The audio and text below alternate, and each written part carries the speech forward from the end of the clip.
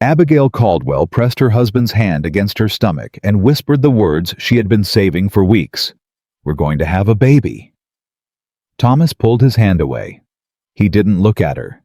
He looked at the letter already open on his desk and said quietly, like the words cost him nothing, "That child is not mine." She didn't scream. She didn't cry. She stepped back, squared her shoulders, and made herself a promise right there in that parlor he would answer for this. If this story moves you, please subscribe to our channel. Drop a comment telling us what city you're watching from. I want to see just how far this story travels. Virginia. Summer, 1817. The heat had settled over the Caldwell estate like a held breath, the kind of stillness that comes just before something tears open. Abigail Carter. Caldwell had been awake since before dawn, lying on her side of the bed, with her eyes open and her hand resting flat against her stomach, rehearsing the words she planned to say. Thomas. "I have news. Good news.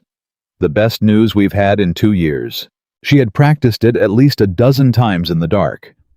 She had imagined the way his expression might shift the hard line of his jaw, softening the guardedness behind his eyes, giving way to something warmer. She had let herself believe just for one morning that the distance between them might finally close. She rose before he woke. She dressed without calling for help.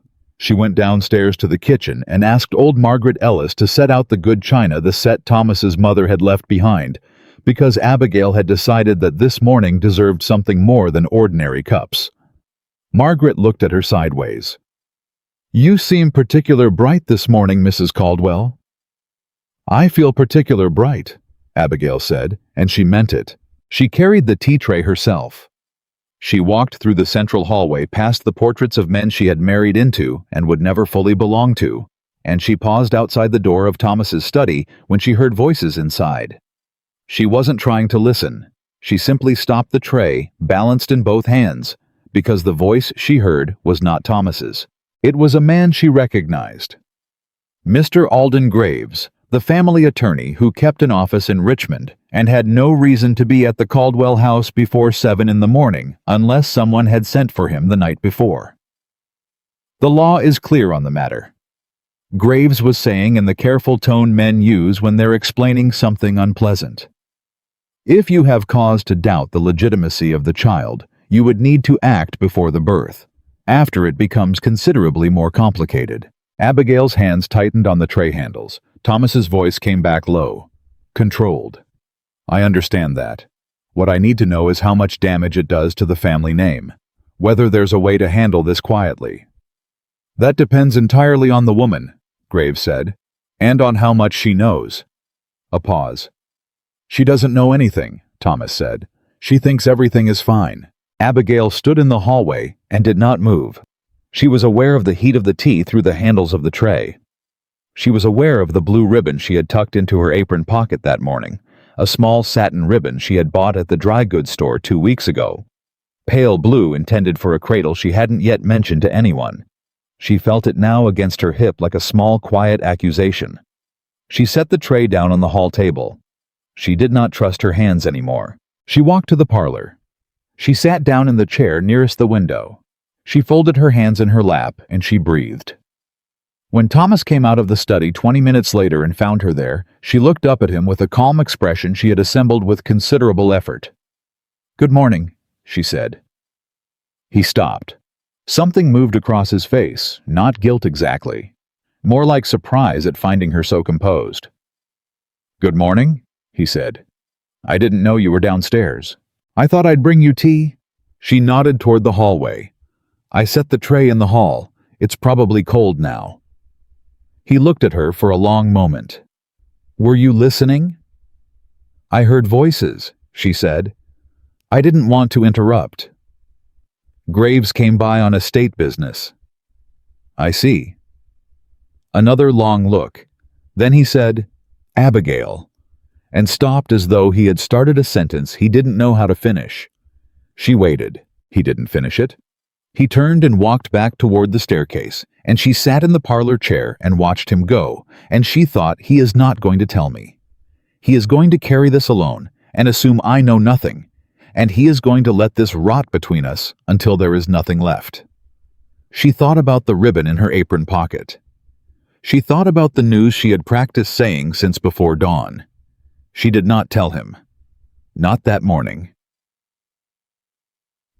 She told Margaret instead, because Margaret was the kind of woman who had seen everything and said very little and kept what she knew to herself with the discipline of someone who understood that information handled carelessly destroyed people.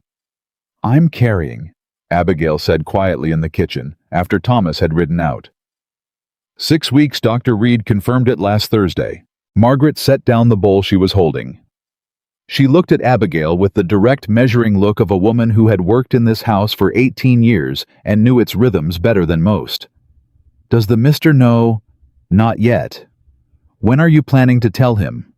Abigail looked out the window at the empty yard where Thomas had been minutes before. "I don't know," she said honestly. Margaret was quiet for a moment. Then, "Mrs. Caldwell, is there something wrong in this house that I ought to know about?"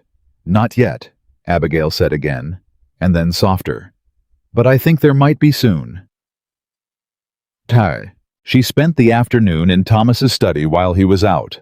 Not searching. She told herself that clearly she was not searching. She was simply sitting at the desk, where she sometimes managed correspondence when Thomas was away on longer trips. And if her eyes moved across the papers he had left, she was simply being orderly. The letter was not hidden. It sat in the second drawer, folded once, written in a hand that was not Thomas's. She read it twice. "I know what the war took from you. I know what the doctor said. You and I both know that what your wife is carrying cannot be yours. I am telling you this not to wound you, but because you deserve to know the truth before it becomes a scandal that swallows your name whole. I have always cared for you. I am telling you this as a friend." It was not signed. But the handwriting had a particular flourish at the tops of capital letters, an elegant, practiced curve that Abigail had seen before. She sat with the letter in her hands and felt something settle in her chest. Not panic. Something colder and steadier than panic. The way a road becomes clear in the morning after a fog lifts and you can see exactly where you are. She recognized that handwriting. She just needed to be certain. Thomas came home at dinner, looking like a man carrying something heavy across both shoulders. He ate in near silence. He asked about the accounts at the dry goods store. He listened to her answer without appearing to hear it. He poured himself a second glass of wine, which was unusual. Abigail watched him across the table and thought about 2 years of marriage. She thought about the way he had looked at her on their wedding day carefully, as though he was trying to memorize her before something took her away. She thought about the months after the wedding, when he had held himself back from her not unkindly, but at a distance, the way a man holds himself back when he has been told to expect loss and has decided to protect himself before it arrives. She had spent 2 years walking toward him very slowly, and she thought she had been making progress. Now she understood that someone had been working very carefully to undo every inch of that ground. "Thomas," she said. He looked up. "Did something happen today that's troubling you?" He set his fork down. "No." "Why? You seem elsewhere." "I'm tired," he said. "It's been a long week." She nodded. She did not push. She said, "Of course," and let the silence come back between them, and she watched him behind the quiet of her face and thought, "I know what someone is trying to do to this marriage. I don't know yet everything they've done, but I am going to find out." She found the second letter the following morning by accident when she was looking for the household ledger in the cabinet by the back door. This one was older. The paper had that particular yellowing of something kept for years, and it was not addressed to Thomas.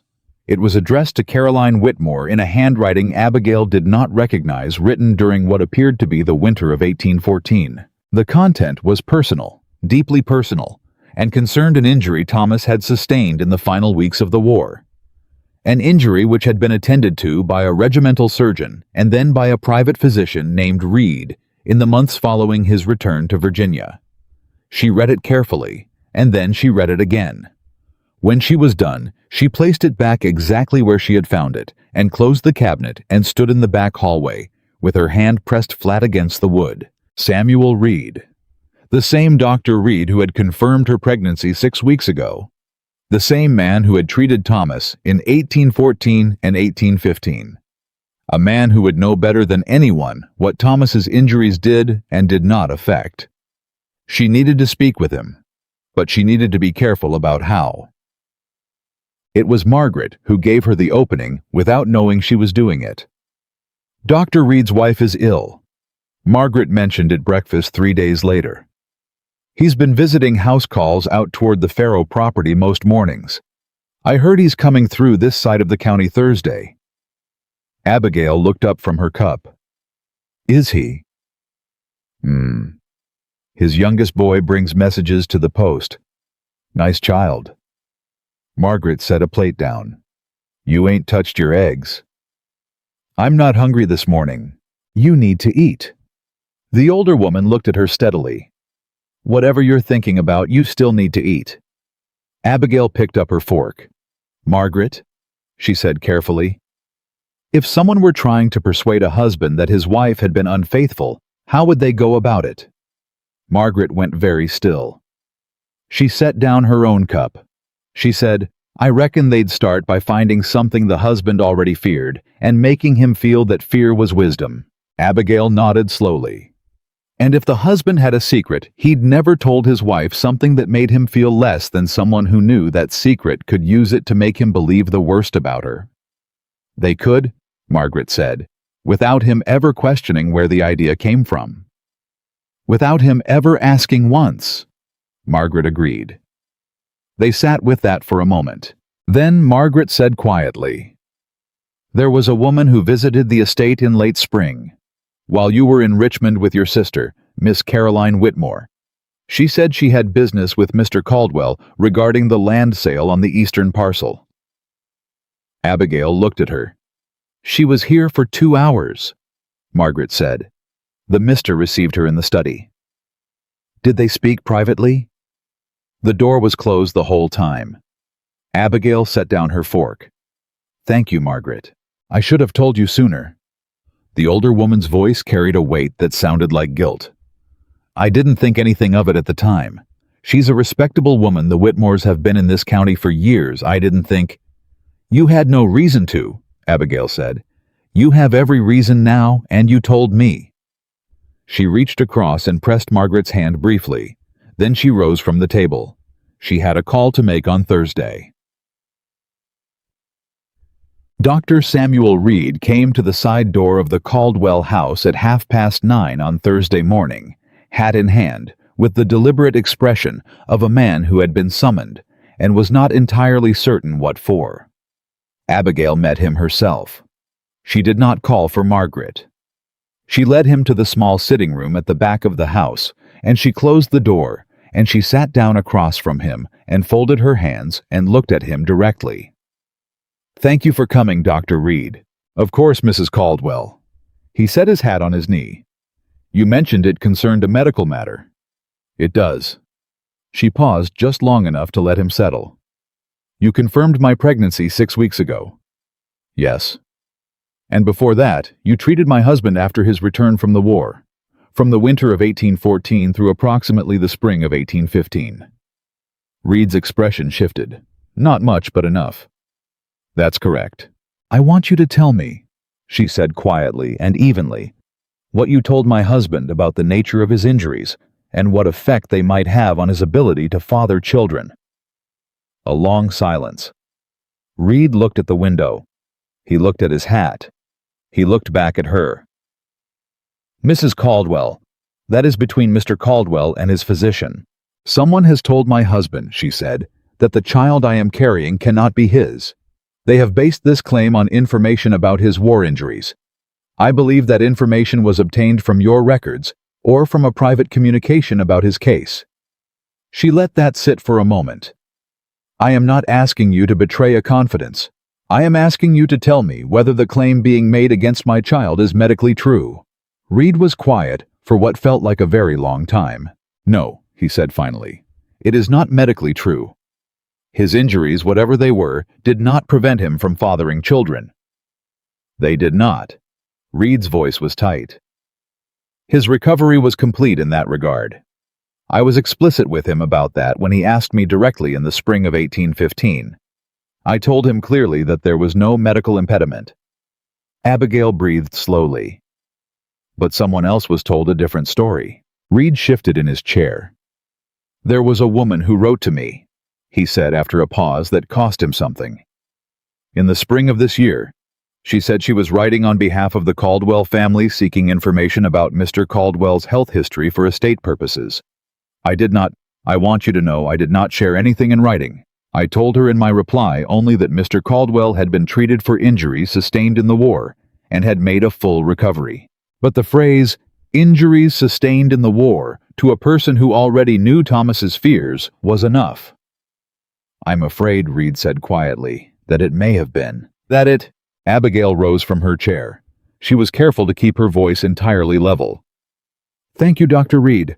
I would ask that you put in writing what you've told me today, that Thomas Caldwell's recovery was complete, and that there is no medical basis for doubting the paternity of my child. I may need that document before this matter is resolved.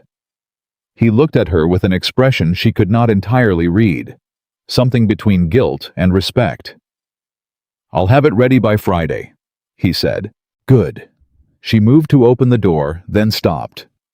Dr. Reed, the woman who wrote to you, do you still have her letter? He hesitated. Then, I might. If you do, she said, I would ask that you keep it safe.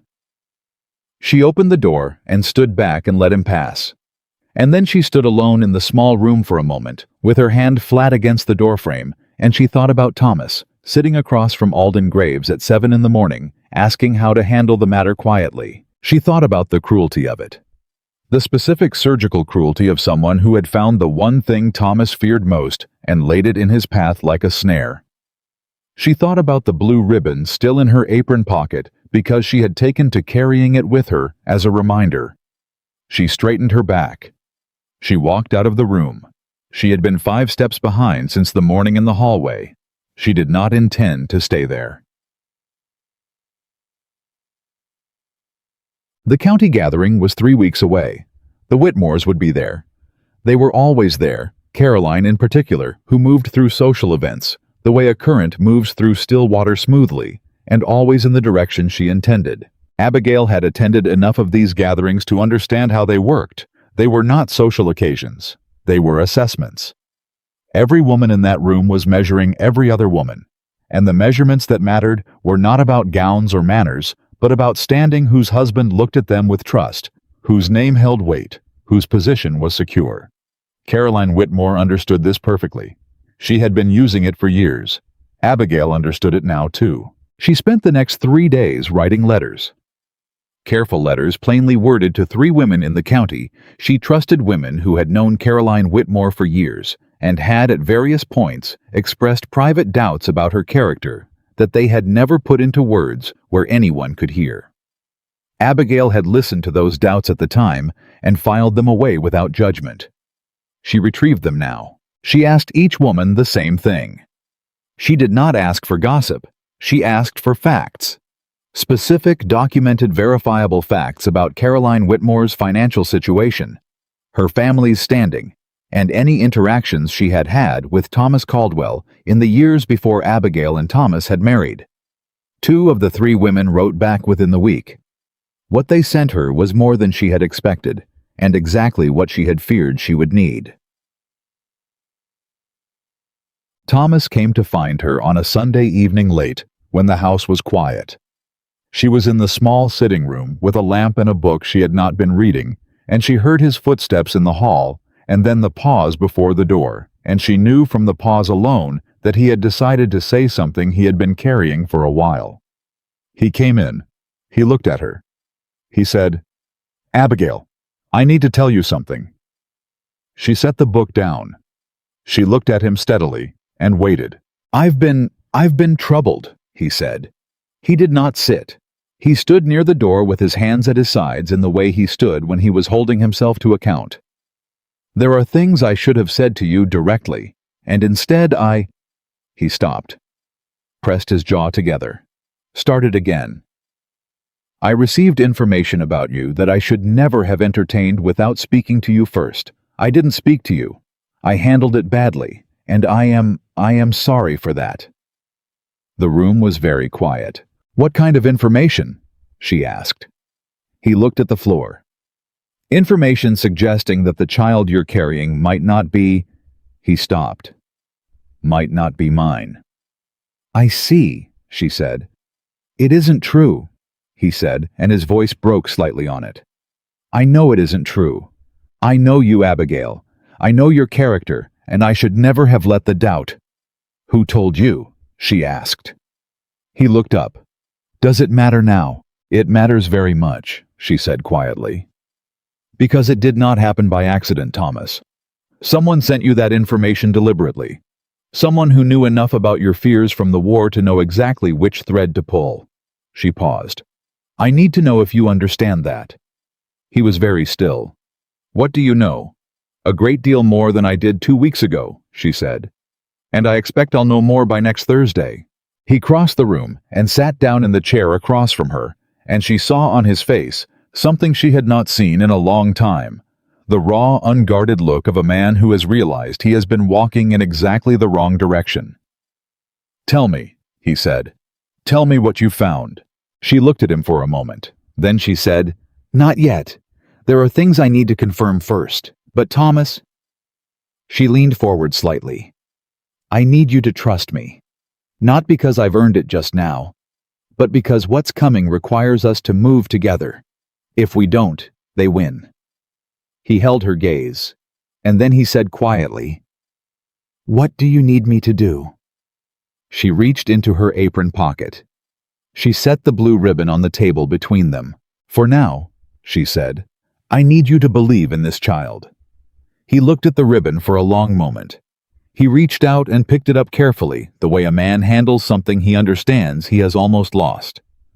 He did not put it down again. Thomas Caldwell did not sleep that night. Abigail knew because she did not sleep either, and the house held the particular silence of two people lying awake on opposite sides of a wall, each carrying something too heavy to set down. She heard him rise before 4. She heard the study door close. She lay still and stared at the ceiling and thought about the blue ribbon she had placed on the table between them, and the way he had picked it up and the way he had not let it go. That meant something. She was not yet certain how much. She rose at 5 and addressed herself and went downstairs and found Margaret already in the kitchen, as Margaret always was, moving with the quiet efficiency of a woman who understood that the work did not wait for anyone's private crisis to resolve itself. He's been in the study since before I came down, Margaret said without looking up. Didn't ask for anything. Light's been on the whole time. Abigail poured herself a cup and stood near the window and said nothing for a moment. Then she said, Margaret, I need to ask you something, and I need you to answer me honestly, even if the answer is something you think might upset me. Margaret set down what she was holding and turned around, which was all the answer Abigail needed before she had even asked. In the 2 years I have been in this house, Abigail said, has Caroline Whitmore been here more than once? Margaret was quiet for just long enough to make it significant. 3 times, she said. Twice when you were here, and once when you were gone. The twice when you were here, you were in Richmond or at your sister's. I didn't mention it because she came on what looked like ordinary business land matters county things. She always came with a reason. People like Caroline always do, Abigail said. The last time, Margaret said more carefully now, was 6 weeks before Mr. Caldwell sent for Mr. Graves. I didn't connect them then. I'm connecting them now. Abigail set her cup down. 6 weeks before Thomas had called the family attorney to the house before dawn to ask about his legal rights. 6 weeks was exactly how long she had been carrying this child. The timing was not a coincidence. Nothing Caroline Whitmore did was a coincidence. What was the reason she gave that last visit? Abigail asked. Said she wanted to speak with him about the Harrington property boundary dispute. There was a genuine dispute, so I had no reason to question it. Margaret's jaw tightened. She was in the study with him for close to 2 hours. When she left, she looked— I don't know how to describe it except to say she looked like a woman who had accomplished what she came to do. Abigail thought about that. Did anyone else see her leave? Young James was in the yard, the stable boy. How old is he? 15, sharp boy, quiet. I'd like to speak with him, Abigail said. Margaret looked at her for a moment with an expression that was equal parts worry and something that might have been the earliest form of admiration.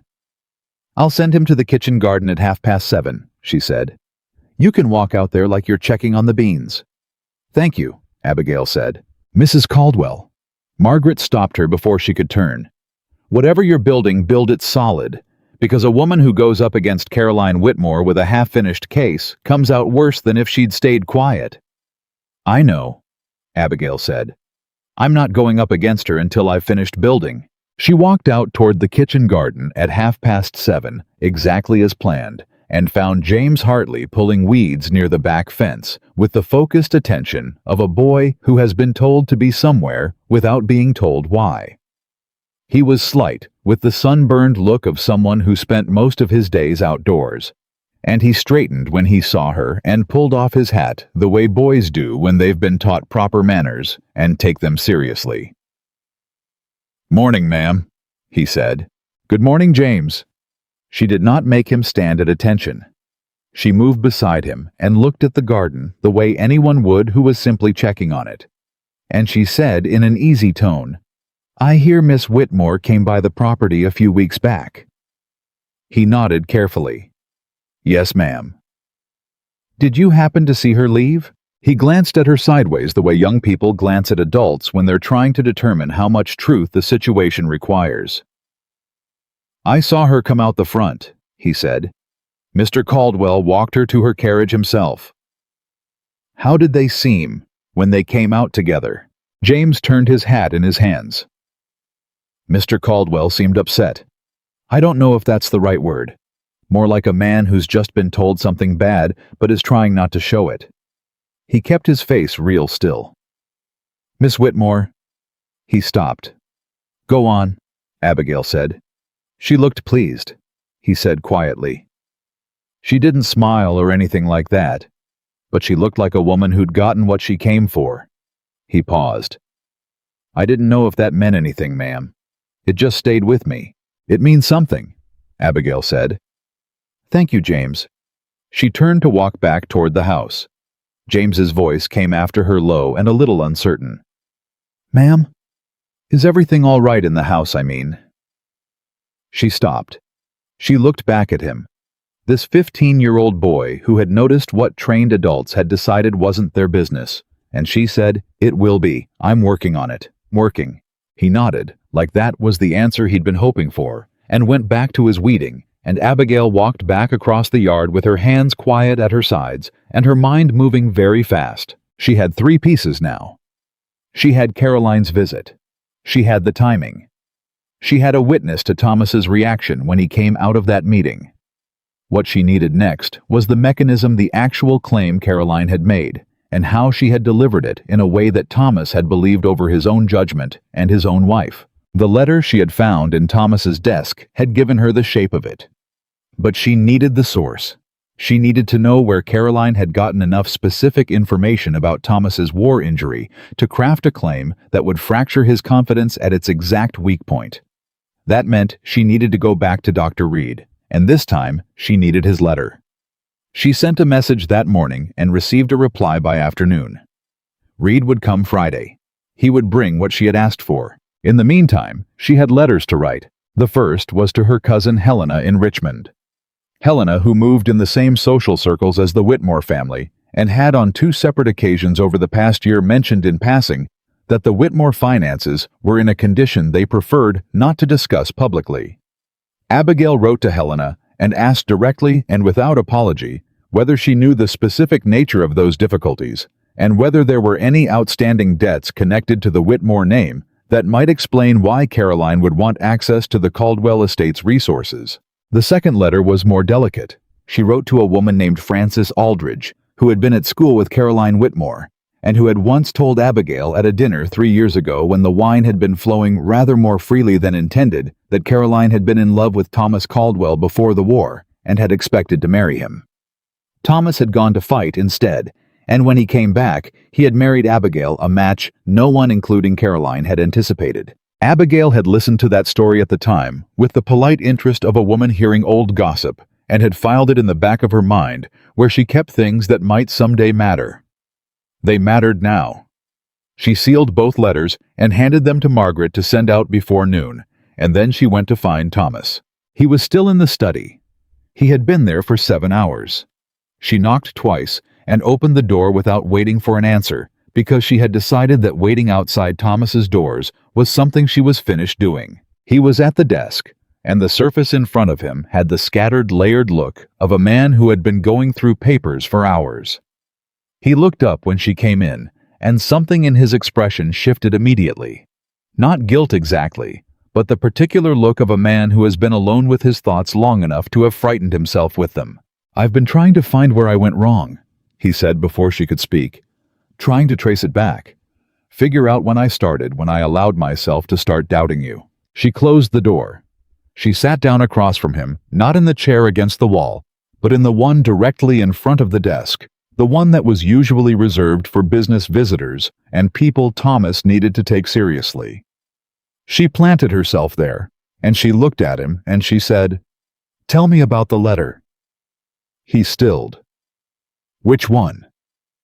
"The one that arrived before you sent for Graves, the one that told you the child might not be yours." He was quiet for a long moment. Then he opened the middle drawer and took out the letter she had read 2 weeks ago, the unsigned one with the flourished capital letters, and he set it on the desk between them. She looked at it. She did not pick it up. "When did it arrive?" "3 weeks before I called Graves." He looked at the letter like he was deciding whether to be angry at it or at himself. "It arrived in the Morning Post, no return address. I thought at first someone was trying to cause trouble. I tried to dismiss it. But you didn't." "No." He pressed his mouth into a tight line. "Because of what it said about the injury, the specific nature of it. That's not information a stranger would have. Whoever wrote that letter knew me, knew what happened in the war, knew what the doctors told me in those first months. And that made you believe the rest of it." "It made me afraid to dismiss it," he said, and his voice was tired in the way of a man who has been ashamed of something long enough that the shame has started to feel like a permanent condition. "I should have come to you that morning. I should have handed you the letter and asked you plainly. Instead, I sat with it for 3 weeks. I let it work on me. I called Graves instead of talking to my wife, and I—" He stopped. "I am aware of how that sounds." "It sounds like fear," she said. "And whoever wrote that letter was counting on exactly that." He looked at her. "You know who it was." "I have a strong belief," she said carefully. "I'm not going to tell you until I can prove it, because if I tell you now and you go to her before I'm ready, we lose everything I've spent the last 2 weeks building." Thomas's jaw worked. "Go to her." "Thomas, if someone has done this to you, to us deliberately, I have a right to—" "You have a right to a great many things," she said, and her voice was even and firm and carried the specific weight of a woman who has thought about this longer than he has. "But right now, what matters more than your rights is our position. She is intelligent. She is connected. She has been building this for months, maybe longer. If you walk up to her front door in the state you're in right now, she'll smile at you and produce some explanation that you can't disprove, and we'll be left with nothing." She leaned forward slightly. "I am not going to let her walk away from this because we moved too fast, so I need you to wait." He held her gaze for a long time. She could see him fighting against it, the instinct that had carried him through the war, the one that said when you see a threat, you move toward it, and you move hard. She watched him wrestle it down. "How long?" he asked. "Until the county gathering," she said. 3 weeks. He looked at her like she had suggested something close to impossible. 3 weeks, he repeated. 3 weeks, she said again. "And in that time, I need you to behave as though nothing is wrong. When you see her at church, when you see her at the Harrington dinner next week, you speak to her normally. You give her nothing to suspect. You're asking me to smile at the woman who tried to destroy my marriage. I'm asking you to give me time to finish what I've started, so that when she goes down, she stays down." She held his eyes. "Can you do that?" He was quiet for what felt like a very long time. The study held the kind of stillness that comes when two people are deciding something together that cannot be undecided. "Yes?" he said finally. She nodded. She rose from the chair. She moved to the door, and then she stopped, because she heard him say her name in a tone she had not heard in a long time, not controlled, not guarded, just his voice plain and undefended. "Abigail, I am sorry, for all of it. For every day I sat with that letter instead of coming to you." She stood with her hand on the door and she let herself feel it. The weight of those 2 years, the distance she had tried so patiently to close the specific pain of being doubted by the person you had built your life around. She let herself feel all of it because she was not going to carry it quietly anymore, and she was not going to pretend it hadn't happened. "I know," she said. "We'll settle the account of it later. Right now, I need a partner, not a penitent." She opened the door and walked out, and she did not look back, and she allowed herself the small private satisfaction of knowing that behind her in that study, Thomas Caldwell was finally beginning to understand exactly what kind of woman he had married. It took Helena 2 days to write back. When the letter arrived, Abigail took it to the small sitting room and read it alone. What Helena had written was careful and thorough, and spoke to why Abigail had always trusted her more than most. The Whitmore family's financial situation was not merely strained, it was critical. Helena wrote that the Whitmore estate carried debts that predated Caroline's father's death, compounded by 2 bad harvests, and a series of investments in a mercantile venture that had failed completely in the winter of 1815. The estate itself was mortgaged. The house was maintained on appearances and credit that was running thin. More importantly, Helena wrote that there had been talk, quiet talk, the kind that circulated in back parlors rather than front drawing rooms, that Caroline had been trying for over a year to negotiate a financial arrangement with several of the wealthiest landowners in the county. Not a business arrangement, a marriage arrangement. For herself, she was 29. In 1817, Virginia 29 was the age at which a woman's options were narrowing perceptibly. A match with a man of Thomas Caldwell's standing and wealth would have solved everything. It would have cleared the debts, secured the house, restored the Whitmore name. Thomas had been unavailable. He was married, unless he wasn't. Abigail set the letter down on her knee and looked at the middle distance, and felt the full shape of it for the first time, not as a series of suspicious coincidences, but as a plan. A deliberate, patient, intelligent plan built by a woman who was running out of time and had decided to use what she knew to manufacture what she needed. Caroline had not sent that letter out of jealousy or cruelty. She had sent it as a business decision. If Thomas doubted the child's paternity, the marriage could be contested. If the marriage was contested, Abigail could be removed. If Abigail was removed, Thomas, grieving guilty, grateful for sympathy from a familiar face, would be available again. It was cold, it was precise, and it had almost worked. Francis Aldridge's letter arrived the following morning and contained the final piece that made the whole picture complete. Francis wrote that she had hesitated before responding because she was not certain how much she ought to say.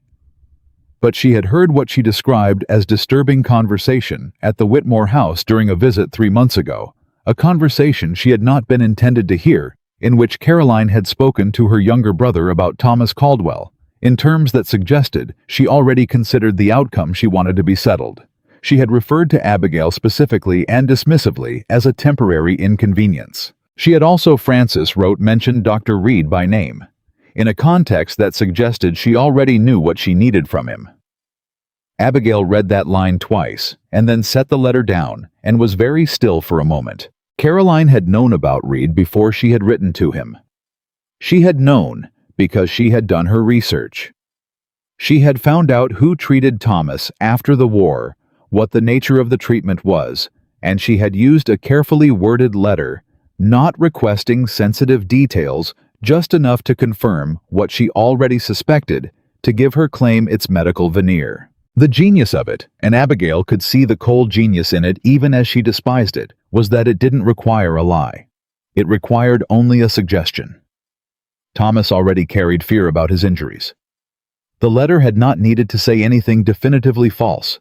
It had only needed to say, "The doctors that wore your injury," and Thomas's own fear had done the rest.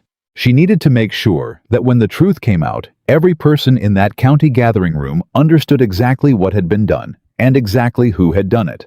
Not as gossip, as fact. She spent the next 3 days organizing what she had. Dr. Reed's written statement confirming the medical truth arrived Friday as promised, a formal document signed and dated, stating clearly that Thomas Caldwell had suffered no injury that would prevent him from fathering children, and that this had been communicated to Mr. Caldwell directly in the spring of 1815. She read it and placed it in the small locked box she kept at the back of her wardrobe. She added Helena's letter. She added Francis's letter. She composed a careful account in her own hand of the timeline.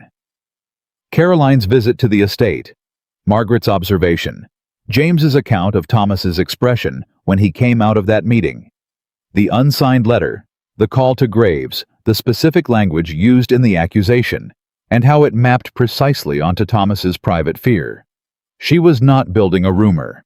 She was building a record. The difference mattered enormously.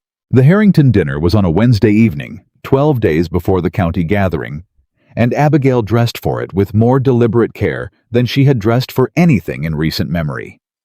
Not to impress. To be seen.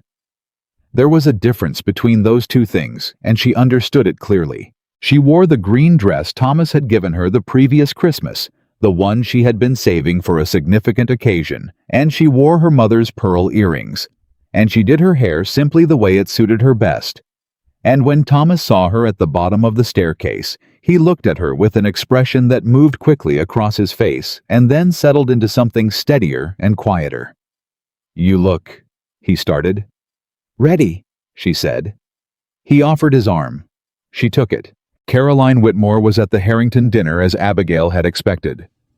She was in blue, which suited her well, and she moved through the room with the easy confidence of someone who believed the ground beneath her was solid. She greeted Thomas when they arrived with a warmth that was calibrated to a precise social temperature, warm enough to be friendly, not warm enough to be remarked upon. "Mr. Caldwell," she said, extending her hand. "How good to see you." "Miss Whitmore," Thomas said, and his voice was level, controlled, precisely what Abigail had asked for. Caroline's eyes moved to Abigail. "Mrs. Caldwell, you look well." A brief pause, a small smile. "The summer agrees with you." "It does," Abigail said pleasantly. "I find I've been sleeping very soundly lately. There's nothing quite like a clear conscience for a good night's rest." She watched Caroline receive that. Watched the infinitesimal pause, the slight recalibration behind the eyes. If you didn't know what to look for, you wouldn't have caught it. Abigail caught it. "How fortunate," Caroline said with a smile that did not move past her mouth. "Indeed," Abigail said, and turned to greet the Harringtons, drawing Thomas smoothly with her, and leaving Caroline standing precisely where she was. Thomas said nothing until they were on their way home, the carriage moving through the dark, with the horses at an easy pace. Then he said, "What was that?" "What was what?" she said. "What you said to her, about sleeping soundly." "I said I've been sleeping well," Abigail said mildly. She knew what you meant. "Yes," Abigail said. She did. Another pause. Then Thomas said quietly, "You're enjoying this." She considered that for a moment. "I wouldn't use that word," she said. "But I will say that there is a particular satisfaction in being underestimated for a long time, and then no longer being underestimated." He was quiet for a moment. Then, she looked rattled, just for a second. "Good," Abigail said. "Is that part of the plan?" "It is," she said. "I want her uncertain. I want her wondering what I know and how much. Uncertain people make mistakes." She looked out the carriage window at the dark road. "She's been in control of this situation since before I even knew there was a situation. I'm taking the control back. And the first step is making sure she knows she doesn't have it anymore." Thomas was quiet for a long time after that. The carriage rolled on, and the night was warm and thick with summer, and the silence between them was different from the silences that had occupied the past weeks. Not the silence of two people failing to speak, but the silence of two people thinking through the same problem from the same side. "When she came to the house," Thomas said finally, "the last time, when she told me about—" He stopped. "She didn't just tell me about the letter. She said she'd been worried about me. She said she'd noticed things. She framed it as concern, from an old friend." "Of course she did," Abigail said. "She said she'd heard things, in the county, about your behavior while I was away on the September trip." Abigail turned to look at him. "What kind of things?" "That you'd been seen with a man at the milliner's in Charlottesville, that you'd been familiar." "I was at the milliner's in Charlottesville in September," Abigail said, "with my sister and her husband. Her husband and I walked in together when Eleanor stopped to speak with someone on the street." She paused. "Did she give you a name? The man I was supposedly familiar with?" "She said she didn't know his name." "How convenient." "I know," Thomas said, and he said it like a man who has spent 12 days turning that exact phrase over in his mind and arriving each time at the same conclusion about how completely he had failed to apply it at the right moment. "The claim about the letter, about the medical information, that's what frightened me," he said. "The other things I could have dismissed. But the specificity of the medical claim made the rest of it feel real. That's how it was designed," Abigail said. "One piece of verifiable seeming truth to make the rest of the fabrication credible. It's quite well done from a purely strategic standpoint." Thomas made a sound that was not quite a laugh. "You're going to outmaneuver her, aren't you?" "I already have," Abigail said calmly. "She just doesn't know it yet." There were 2 weeks left before the county gathering. Abigail used every day of them. She had one more conversation she needed to have, and it was the most delicate of all, because it required her to speak to someone who had not done anything wrong, but who had become without intending to a piece in another woman's game. She went to see Caroline's younger brother Edward Whitmore on a Tuesday morning when she knew Caroline would be across the county at a ladies' society meeting. Edward was 24, pleasant-mannered, clearly uncomfortable when Abigail arrived at the Whitmore house and asked to speak with him privately. He met her in the front parlor and stood near the window and held his hat in both hands and looked like a man who had been expecting something like this and had not figured out yet what to do when it arrived. "Mr. Whitmore," she said, "I'm not here to cause your family difficulty. I want you to understand that before I say anything else." He nodded carefully. "I believe your sister is in a desperate situation," Abigail said. "Financially. And I believe that desperation has led her to take actions that she may have understood were wrong, but felt she had no choice about." She paused. "I'm not asking you to speak against her. I am asking you to tell me one thing honestly, and I'm asking because I think you're a decent person who knows what honesty costs and values it anyway." Edward looked at her for a long moment. Then he said, "What do you want to know?" "Did your sister have access to any correspondence or documents concerning Thomas Caldwell's medical history following the war?" A long silence. Edward turned his hat over in his hands. He looked at the window. He looked back at her. "There was a letter," he said, "an old letter, from a physician. It came to this house. It was addressed to my father, originally because my father was the one who arranged for Mr. Caldwell's treatment in the first months after he came back. My father he considered himself a friend of the family. He paid for some of the treatment when Mr. Caldwell's funds were limited." He stopped. "My father died in 1816. The letter stayed in his correspondence files." "And your sister found it."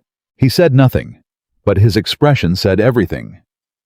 "Thank you, Mr. Whitmore," Abigail said quietly. "Mrs. Caldwell." He spoke quickly before she could rise. "For what it's worth, I told her she was wrong. I told her in the spring when she told me what she was planning. I told her it would come undone. She didn't listen." "She rarely does," Abigail said. "She's frightened," he said. "I know that doesn't excuse it. I'm not asking you to excuse it. But she's more frightened than she is cruel, and I want you to know that I know the difference between those things." "So do I," Abigail said. "And so will everyone else soon enough." She left the Whitmore house and drove home in the morning light with the final piece of her record complete. She had the origin of the document. She had the method. She had the motive. She had the timeline, the witnesses, the physician's statement. She had everything she needed. Every door was closed, every window latched. There was no version of events that Caroline could present at the county gathering that Abigail could not directly contradict with documented proof. What she did not yet know, what she would not know until it happened, was whether Caroline Whitmore would understand that she had lost and accept it quietly, or whether she would arrive at that gathering with everything she had and force Abigail to use every single card she held in public. She found herself in the quiet of the last evening before the gathering, hoping it was the latter. Not from cruelty, from the cold, clear conviction that the women in this county deserved to know what kind of maneuvering had been done in their midst. That Thomas deserved to see it laid out plainly in front of people who knew him. That she deserved to stand in that room and be seen for exactly who she was, not the woman a frightened husband had doubted for 3 terrible weeks, but the woman who had taken that doubt apart, piece by piece, and rebuilt the truth in its place. She sat in the small sitting room that night with the locked box on her lap and Thomas across from her, and the blue ribbon was tied to the handle of the box. Now she had put it there herself that afternoon, because she wanted it somewhere visible, and Thomas looked at the ribbon, and then at her, and he said quietly, "Are you ready?" She thought about every conversation she had had, every letter she had written, every door she had opened and walked through with a calm face and a fast mind over the past 3 weeks. She thought about Margaret in the kitchen, and James in the garden, and Dr. Reed across the sitting room table, and Francis Aldridge's careful letter, and Edward Whitmore turning his hat in his hands. She thought about every person who had given her a piece of the truth because they recognized it as something worth protecting. "Yes," she said, and she meant it completely. The morning of the county gathering, Abigail woke before the sun. She lay still for a moment with her hand flat against her stomach, a habit she had developed over the past weeks, a quiet check, a silent acknowledgement. And then she rose and dressed herself with the same deliberate care she had brought to the Harrington dinner, because she understood that today was not a social occasion. It was a reckoning. And the way a woman arrived at a reckoning mattered as much as what she carried into it. Thomas was already awake. She heard him moving in his dressing room, heard the low murmur of his voice as he spoke briefly with his valet, heard the particular sound of a man preparing himself for something difficult. She recognized it because she was doing the same thing. She went to the wardrobe and took out the locked box and opened it and went through every document once more. Not because she needed to. She had memorized every line of every letter. Could have recited Dr. Reed's statement word for word in her sleep, but because the act of holding them grounded her, reminded her that what she was walking into today was not built on feeling, it was built on fact. Careful, documented, unassailable fact. She locked the box again and set it on the bed, and tied the blue ribbon at her wrist instead, loosely like a bracelet. She had moved it from the box handle the night before and had not explained why to Thomas, and he had not asked. Some things did not need explaining between two people who had spent the last 3 weeks learning to move in the same direction. She heard a knock at the door. Thomas came in fully dressed and stopped when he saw her. "You're wearing the ribbon," he said. "I am." He looked at her for a moment. Then he crossed the room and stood in front of her and said quietly, "Whatever happens today, I want you to know that I am with you. Not behind you. With you." She looked up at him. 2 years of marriage and 3 weeks of war, and this was the most plainly he had spoken to her since the day they had stood in front of a minister and made promises they were only now beginning to understand the weight of. "Then stay close," she said, "and do not react to anything before I do." He nodded once. She picked up the locked box, and they went downstairs together. The county gathering was held at the Fairfield property, which sat on 20 acres of prime Virginia land, and had a main hall large enough to hold most of the county's prominent families under one roof. It was the kind of event that operated as a civic occasion, but functioned as a social court. every alliance visible, every fracture noted, every expression catalogued by a dozen different sets of eyes for discussion afterward. Abigail had been to enough of them to know the rhythms.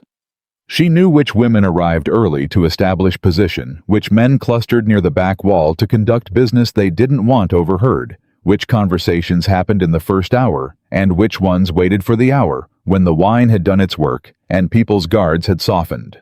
She and Thomas arrived neither early nor late, deliberately middle.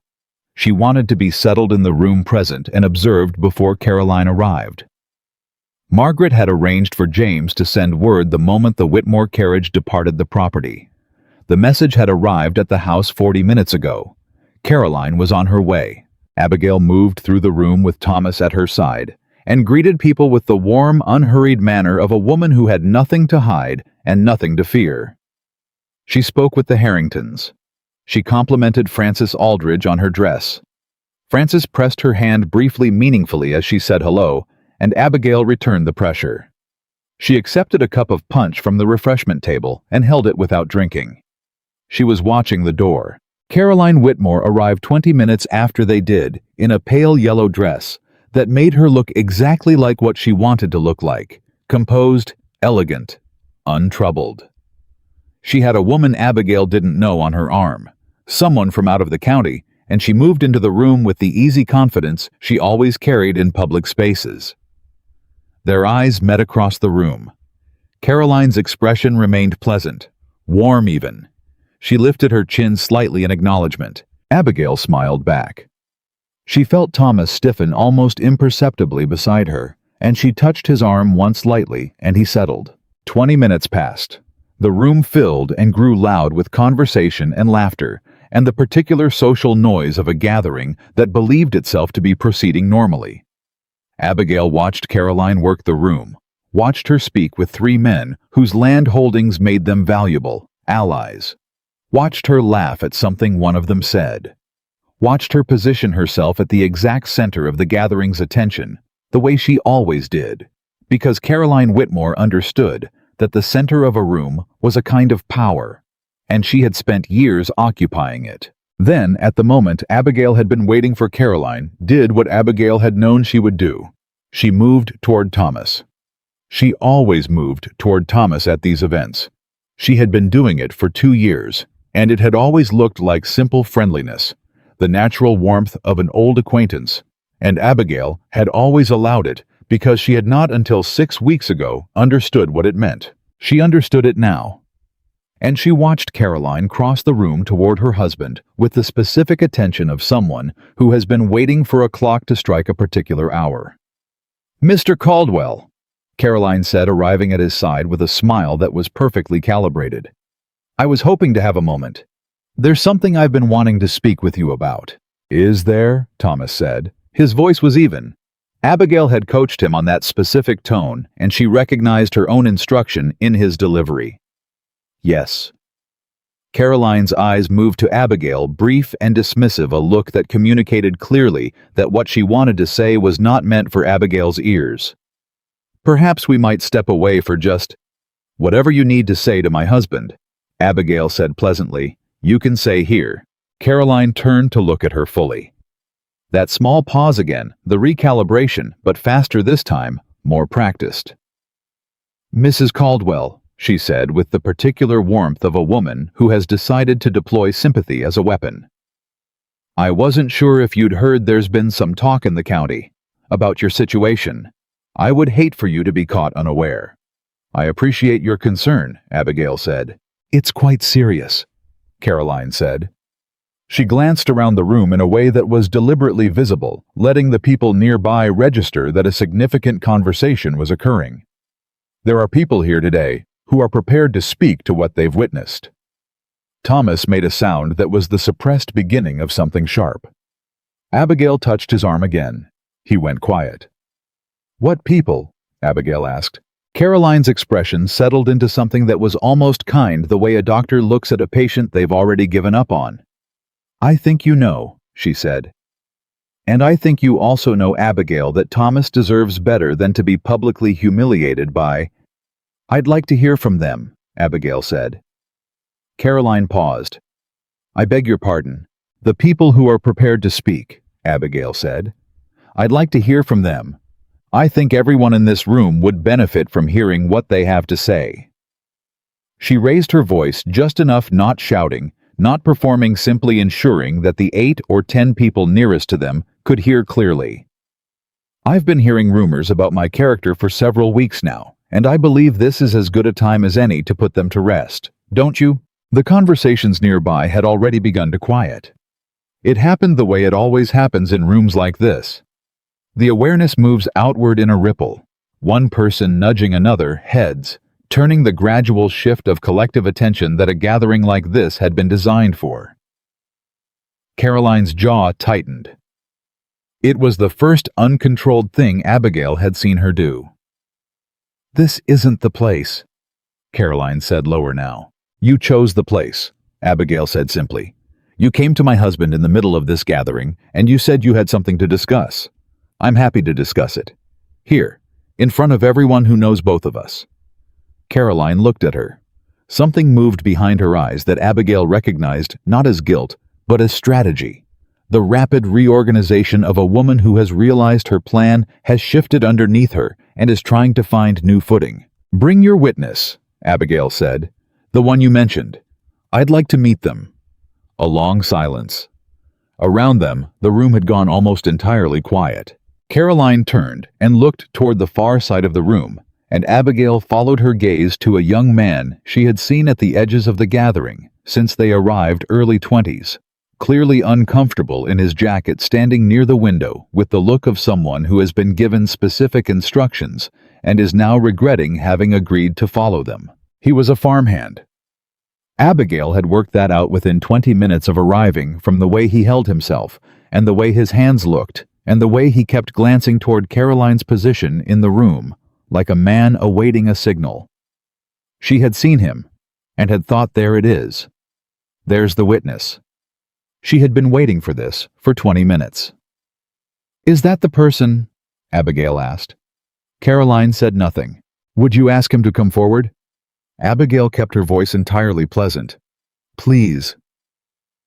The silence in the room was complete now. Even the people near the back had turned. Thomas stood at her side with his hands at his sides and his face composed and still, and Abigail could feel the effort that cost him and was grateful for it. Caroline looked at the young man across the room. He was staring back at her with an expression that had shifted from uncertain to alarmed. He had clearly not anticipated being pointed out in the middle of a room full of the county's most prominent families. Michael, Caroline said, and her voice for the first time carried a note of strain. Come here, please. He came. Slowly, reluctantly, with the walk of a man approaching something he does not want to arrive at. He stopped a few feet away and looked between Caroline and Abigail, and then more desperately toward the door. What is your name? Abigail asked him directly. He blinked. Michael Sutter, ma'am. Mr. Sutter, Miss Whitmore has brought you here today to speak to something you witnessed. I'd like to hear what you have to say. He looked at Caroline. She gave him a look that was intended to be encouraging, and read instead as a command. Abigail watched him receive it, and watched him decide something. I was asked to say, he began haltingly, that I saw Mrs. Caldwell at the milliner's in Charlottesville in September last year, with a man who was not her husband. You were asked to say? Abigail repeated quietly. Or you did see? He stopped. Mr. Sutter, she said gently, I understand you've been put in a difficult position. I'm not going to make it worse than it already is. I only want the truth. Did you see me in Charlottesville in September? A long pause.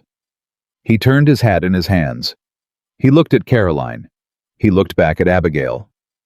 No, ma'am, he said finally. I didn't. The room exhaled. It was almost audible, a collective release of held breath, the sound of 24 people recalibrating what they were witnessing. Caroline said sharply, Michael, I wasn't there in September, he said. And now that he had started, he kept going with the unsteady determination of a man who has decided the only way through is forward. I haven't been to Charlottesville in over a year. I was told what to say. I was told there'd be. I was told it would help my family. We owe on our property. And Miss Whitmore said if I did this, she'd speak to the bank on our behalf. He swallowed. I'm sorry, ma'am, he said to Abigail. I'm real sorry. Abigail looked at him steadily. Thank you for telling the truth, she said. That took courage. She turned to face the room. Not theatrically, she did not raise her voice or strike a dramatic pose. She simply turned, and the room was already watching, and she let the watching be enough. I want to tell everyone here something, she said, not to make a scene and not to embarrass anyone unnecessarily, but because I believe the people in this room have a right to know what has been done in their county over the past several months. She opened the locked box. She had been carrying it on her arm since they arrived, held at her side with the naturalness of something that was simply part of her unremarkable until it needed to be remarkable. She took out the physician's statement first. This is a signed document from Dr. Samuel Reed, she said. Many of you know Dr. Reed. He has been treating families in this county for 20 years. This document states in his own words that my husband suffered no injury during the war that would prevent him from fathering children, and that this was communicated to my husband directly in the spring of 1815. She looked up. My husband received an anonymous letter 6 weeks ago suggesting that the child I am carrying cannot be his.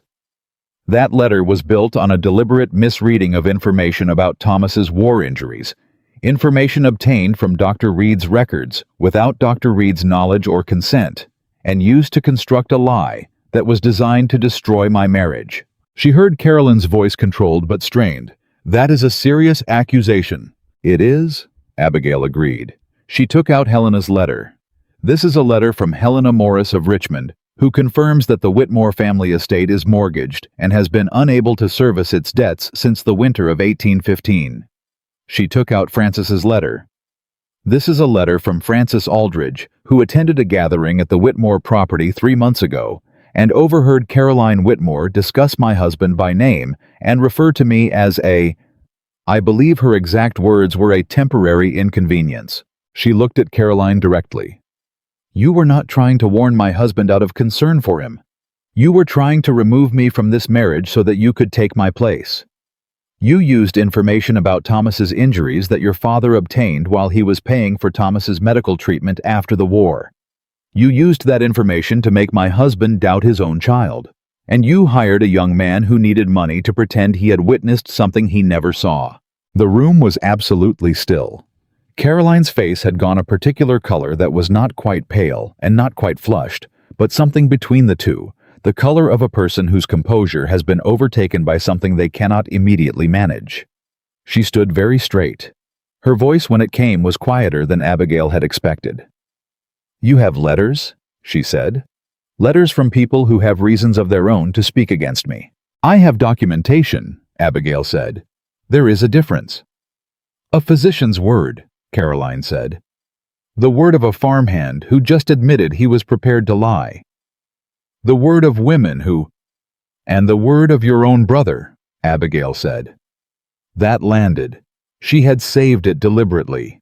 She watched it land, watched Caroline go absolutely still, in a way she had not been still before the stillness of someone who has just seen the last piece of ground they were standing on give way. Edward told me about the letter, Abigail said quietly, now not performing, simply speaking. The letter in your father's correspondence files, the one from the physician who treated Thomas when your father was sponsoring his care. You found it after your father died. You kept it. You used it. She paused. I don't think you're a cruel woman, Miss Whitmore. I think you're a desperate one. And I think desperation can lead a person to do things that cruelty alone never would. But desperate or not, what you did was wrong. And I am not going to allow my child to be born into a question that someone else manufactured. The silence stretched. From somewhere near the back of the room, Abigail heard the sound of a woman exhaling sharply. Then another voice, a man she knew from church, said quietly but clearly, "Good Lord." Caroline looked at the room. She looked at the faces looking back at her. Not the faces of allies or social equals considering her position, but the faces of people who had just watched a performance they had not expected and were deciding what to do with it. She looked at Thomas, who stood at Abigail's side with his hands at his sides, and his face composed and still, and did not flinch from her gaze. Then she looked at Abigail, and something in her expression shifted, not into remorse, not quite, but into the particular look of a woman who understands that she is standing at the end of something, and that no amount of explanation is going to change the shape of what comes next. "You've made your case," she said very quietly. "I have," Abigail said, "and I would prefer genuinely that this be the end of it. I am not asking for anything from you, except to be left alone. My family and my child deserve to be left alone." Carolyn said nothing. She turned and she walked toward the door of the main hall, and the room parted for her, the way rooms do when a person has lost the thing that made everyone stand close to them. Her companion from out of the county followed. The door closed. The room came back to life slowly. Not with applause. It wasn't that kind of room, and this wasn't that kind of moment, but with the gradual return of conversation movement, the collective exhale of people who had witnessed something that mattered and were beginning the work of deciding what it meant. Thomas moved before anyone else could. He turned to Abigail and he put his hand on her arm, not possessively, not dramatically, just the quiet placement of a hand that said, "I am here. I see you. I have seen you." And he said in a voice low enough that only she could hear, "Are you all right?" She looked up at him. She felt something move through her that was not triumph. It was larger and quieter than triumph, more like the particular feeling of something that has been held clenched in both hands for a very long time, finally being allowed to release. "Yes," she said. "I'm all right." Frances Aldridge appeared at her elbow, and then Margaret Harrington, and then 3 or 4 other women she had known for years, not crowding, not overwhelming, just present in the particular way women are present for each other when something significant has just been survived. Someone pressed her hand. Someone else said quietly, "Well done," and moved on. Thomas stood at her side through all of it. He did not speak. He did not need to. Michael Sutter caught her eye from across the room as the gathering began to break apart. He was still near the window, hat in hand, looking like a man who wasn't certain whether what he'd done was brave or merely desperate. She crossed the room to him before she left. "Mr. Sutter," she said. He straightened. "Ma'am, I want to say again." "It's done," she said. "You told the truth when it counted. That's not nothing." She paused. "The debt on your property, where does it stand?" He told her the amount quietly, with the embarrassment of a man who has had to say a number like that out loud more than once. It was not enormous. It was the kind of debt that had likely felt unsurmountable from where he was standing, but looked entirely manageable from where she was. "Come to the Caldwell estate on Friday morning," she said. "We'll make an arrangement." He stared at her. "Ma'am, you don't owe me." "No," she agreed. "I don't. But you gave me the truth at some cost to yourself, and I don't forget that kind of thing." She turned to go, and then stopped. "And Mr. Sutter, if anyone asks you what happened today, you tell them exactly what happened, the whole of it. I would rather the truth circulate freely than the other version." He nodded. She left him standing there, and went back to Thomas, who had been watching from a few feet away with the expression of a man discovering his wife by degrees. "You're going to settle his debt," Thomas said. "We are," Abigail said. A pause. Then, "Yes," he said. "We are." They walked out together, and the afternoon air was heavy and warm with high summer, and the kind of light that sits on Virginia in July, like something that knows it is beautiful and does not apologize for it.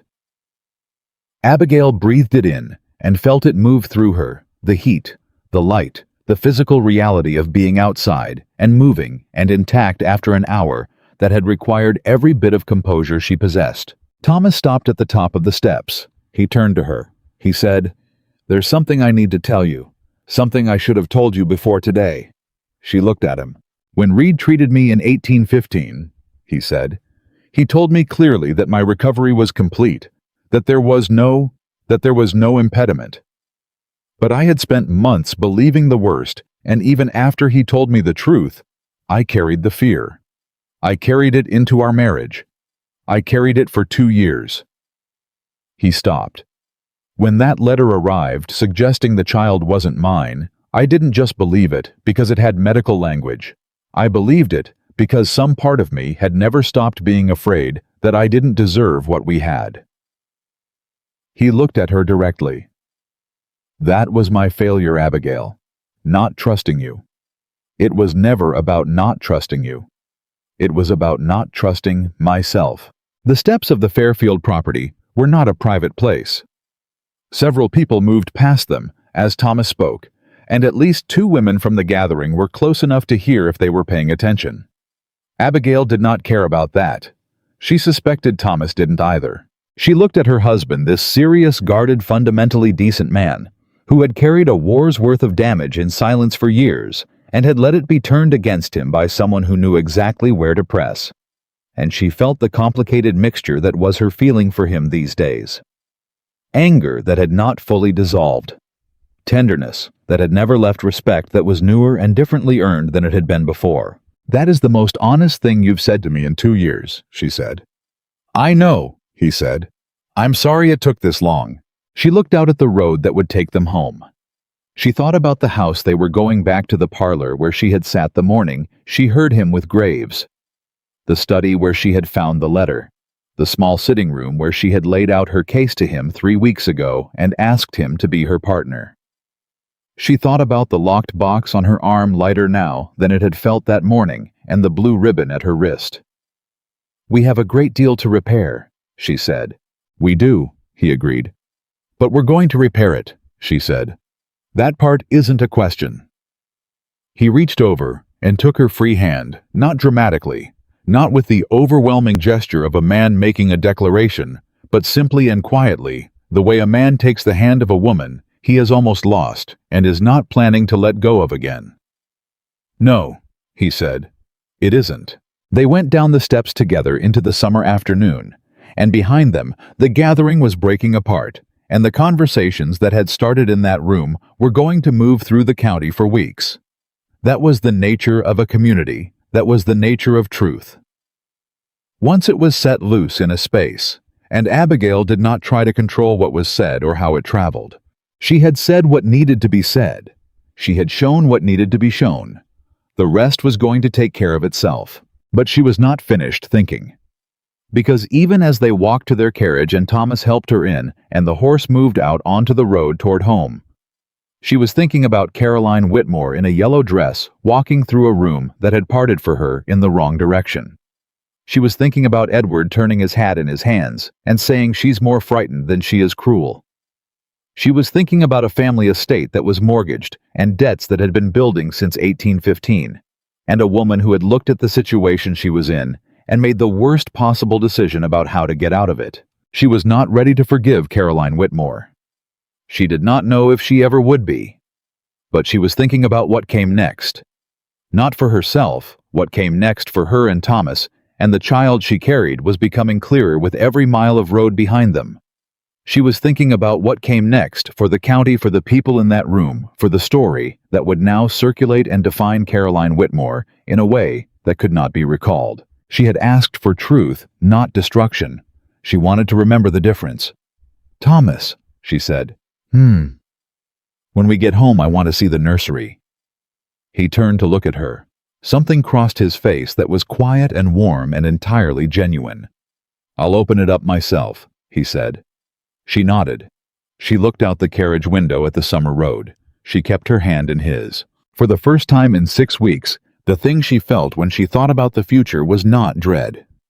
It was something she had been careful not to name too early in case she was wrong, in case the ground gave way again, in case the work was not finished. But the ground was holding. The work was done.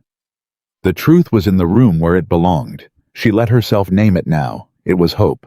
The carriage rolled through the gate of the Caldwell estate as the last of the afternoon light began its slow retreat, and Abigail felt the familiar weight of the house settle around her, not oppressively, the way it had felt in those first weeks of uncertainty, but solidly, the way a place feels when you have decided you belong in it and are no longer asking permission.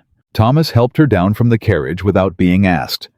He held her hand a moment longer than was strictly necessary, and she let him, because the gesture was not performance. It was the tentative beginning of a man relearning how to be present with the person he had almost pushed away. Margaret was at the door before they reached the steps. She had the particular expression of a woman who had been waiting with considerable restraint and was now managing the effort of not asking everything at once. "Well?" she said. Just the one word, but it carried everything. "It's done," Abigail said. Margaret looked at her face, and then at Thomas's, and then back at Abigail's, and she pressed her lips together and nodded once with the decisive satisfaction of a woman who had known exactly how it would go, and had simply been waiting for the world to catch up with her expectations. "I'll put supper on," she said, and went back inside. Thomas held the door. Abigail walked through and stopped in the hallway, and for a moment she simply stood in the house that had been the site of so much quiet devastation over the past 6 weeks, and she let it be different now. Let the walls be the same walls in a different story. "You said you'd open the nursery yourself," she said. "I did," he said. He led her up the back staircase. Not the main staircase with the portraits of Caldwell men who had never quite looked at her as though she belonged, but the narrower back stairs that led to the wing where the unused room sat. The nursery was the third door. It had been locked since before their marriage, and Abigail had never pushed to have it opened, because she had understood in the way she understood most things about Thomas, without being told that the locked door was grief wearing the shape of a door handle. He took the key from his breast pocket. He looked at it for a moment. She did not rush him. "My mother used this room," he said, "when I was small, and then I couldn't bring myself to change it, and then after the war, I couldn't bring myself to open it, because every time I thought about what might go in there, I thought about what I might not be able to give." He paused. "That fear kept me away from a great many things, including you." "Open it," she said quietly. He put the key in the lock and turned it. The door swung in on a room that smelled of cedar and closed air and the particular stillness of a space that has been waiting longer than it expected to. He stepped back and let her go in first. She walked to the center of the room and turned slowly. There was furniture, old heavy pieces from the previous generation, and a window that faced east. She put her hand against the window frame and looked out at the yard where James Hartley pulled weeds in the early mornings, and she thought about everything that had happened in this house since the morning she had stood in the hallway with a tea tray and heard her life fracture. "We're going to need to repaint," she said. A brief pause. Then Thomas said, "Whatever color you want." She turned around and looked at him standing in the doorway, the locked door open behind him, the key still in his hand, and she said, "Yellow. I've always thought nurseries should be yellow." Something shifted in his face. "Yellow it is," he said. She crossed back toward him, and he stepped aside to let her pass, and she stopped in the doorway and said, "Tomorrow. We start tomorrow. Together." He nodded. He looked at the key in his hand, and then he held it out to her. She took it. She put it in her own pocket, where the blue ribbon had lived for 6 weeks. And she went down the hall and felt the weight of it, small and brass and entirely ordinary, and thought that some of the most important things in a marriage were exactly that, small and ordinary and significant out of all proportion to their size. Supper was quiet in the way that evenings are quiet after a day that has asked a great deal. Thomas ate more than he had been eating, which Margaret noticed, and which Abigail noticed Margaret noticing. The house felt different at the table. Not healed, she was honest enough with herself to know that a single afternoon did not heal 6 weeks of damage, but oriented differently, pointed in a direction that was not away from itself. She went to bed early and slept in a way she had not slept since before the morning in the hallway. She did not know it yet, but the morning would bring something she had not anticipated. The county gathering had done its work, and truth, once it is loosed, in a community moves with a speed and a thoroughness that no one person can entirely predict or control. By 8 o'clock the following morning, 3 separate callers had arrived at the house. The first was a woman named Dorothy Kane, who was 63 years old and had been a central figure in the county's social order since before Thomas was born. She arrived without sending word ahead, which in itself communicated the urgency of her visit, and she sat in the front parlor with the straight spine of a woman who had outlasted every scandal the county had produced and was not easily rattled by another. "I want you to know," Dorothy said before Abigail had done more than offer her tea, "that what happened yesterday was witnessed by people of standing and will be spoken of accordingly. The Whitmore girl has been there, has been concerned about her behavior for some time. Quietly expressed, but present. What came out yesterday put language to something a good many people had been feeling without knowing how to name." Abigail accepted this without inflating it. "I wasn't trying to ruin her," she said. "I was trying to protect my family." "I know that," Dorothy said, "and so does everyone who was in that room. That is precisely why it mattered." She set her cup down. "I am also here because I want to say to you directly, if there was any doubt in this county about your character, Mrs. Caldwell, there isn't any more, and I will say so plainly to anyone who asks." She left after 20 minutes, and Abigail sat with the quiet of what had just been offered. Not absolution, she had not needed absolution, she had done nothing wrong but recognition. In the social order of 1817, Virginia Dorothy Kane's recognition was the difference between a woman who had survived a scandal and a woman who had risen through one. The second caller was Dr. Reed. He came at 9:30, carrying himself with the careful manner of a man who is aware of his own part in a story and is prepared to face it directly. Abigail met him in the same small sitting room where she had first confronted him 3 weeks ago. "I was there yesterday," he said. "I came to the gathering specifically because I wanted to be present when—" He stopped. "I wanted to see that it went right." "It went right," she said. He nodded. He turned his hat in his hands. She noticed the men in this story were always turning their hats in their hands at significant moments, and she thought that said something true about what men did with their discomfort, when there was nothing to be done with it but hold it. "Mrs. Caldwell," he said, "I want to formally apologize for my part in this. I did not knowingly provide information that was used against you, but I provided it carelessly, and the distinction matters less than the result." "You made it right," she said. "The document you signed made it right." "I should have been more careful 20 years into this practice," he said. "I should have known better than to respond to any inquiry about a patient without that patient's direct consent. I will know better now." She looked at him. "Dr. Reed, my child is going to need a physician. Someone who knows this family and knows its history and can be trusted with both." She paused. "Will you be that physician?" He looked at her for a moment, with the expression of a man who has been offered something he knows he has not entirely earned, and who is trying to decide whether he has the integrity to accept it on those terms. "Yes," he said. "I will." The third caller was unexpected enough that when Margaret brought her name to the sitting room, Abigail went still for a moment and made herself breathe. It was Edward Whitmore. He came in with the look of someone who had not slept, which was fair enough. His sister had walked out of the county gathering in front of everyone who mattered, and had, according to the information Abigail received before noon, announced to their household that they would be leaving Virginia by the end of the month to go to relatives in Maryland. Edward stood near the door and did not sit when she gestured to the chair. "She's leaving," he said. "I heard," Abigail said. "I want you to know I didn't know the full extent of it. I knew she had found the letter. I knew she had ideas about using it. I tried to talk her out of it." He stopped.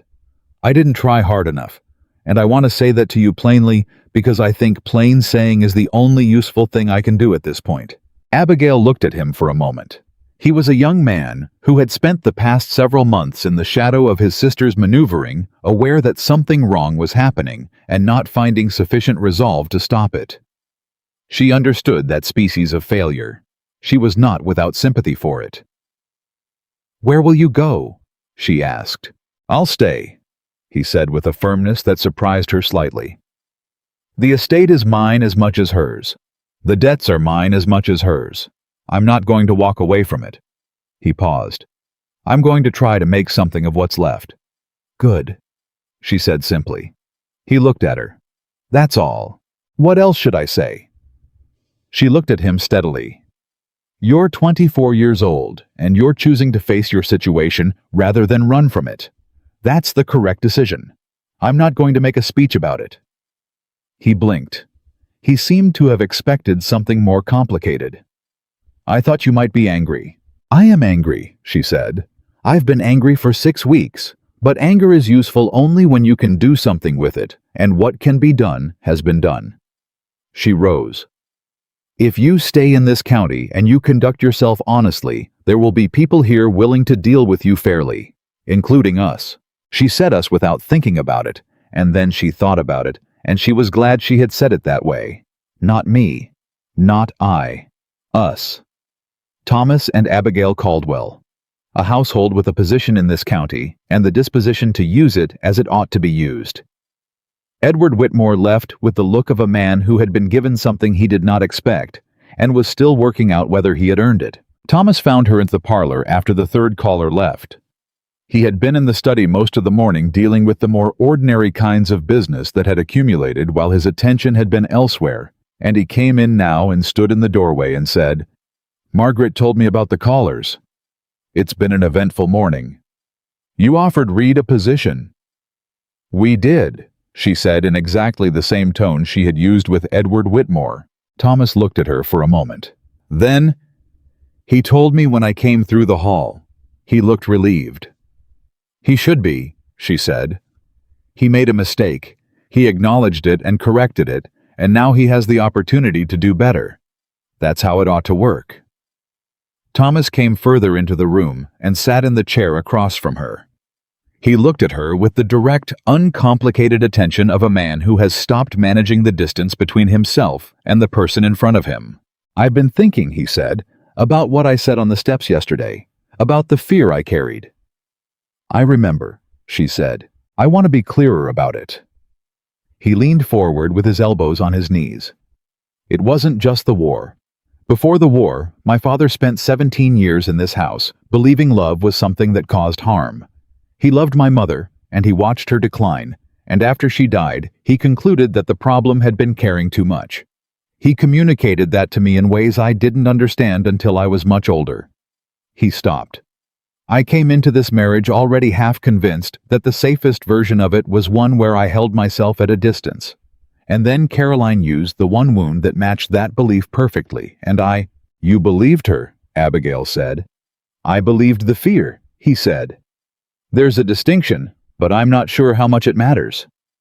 "It matters," she said. "Because if you'd believed her, talking to her wouldn't have helped.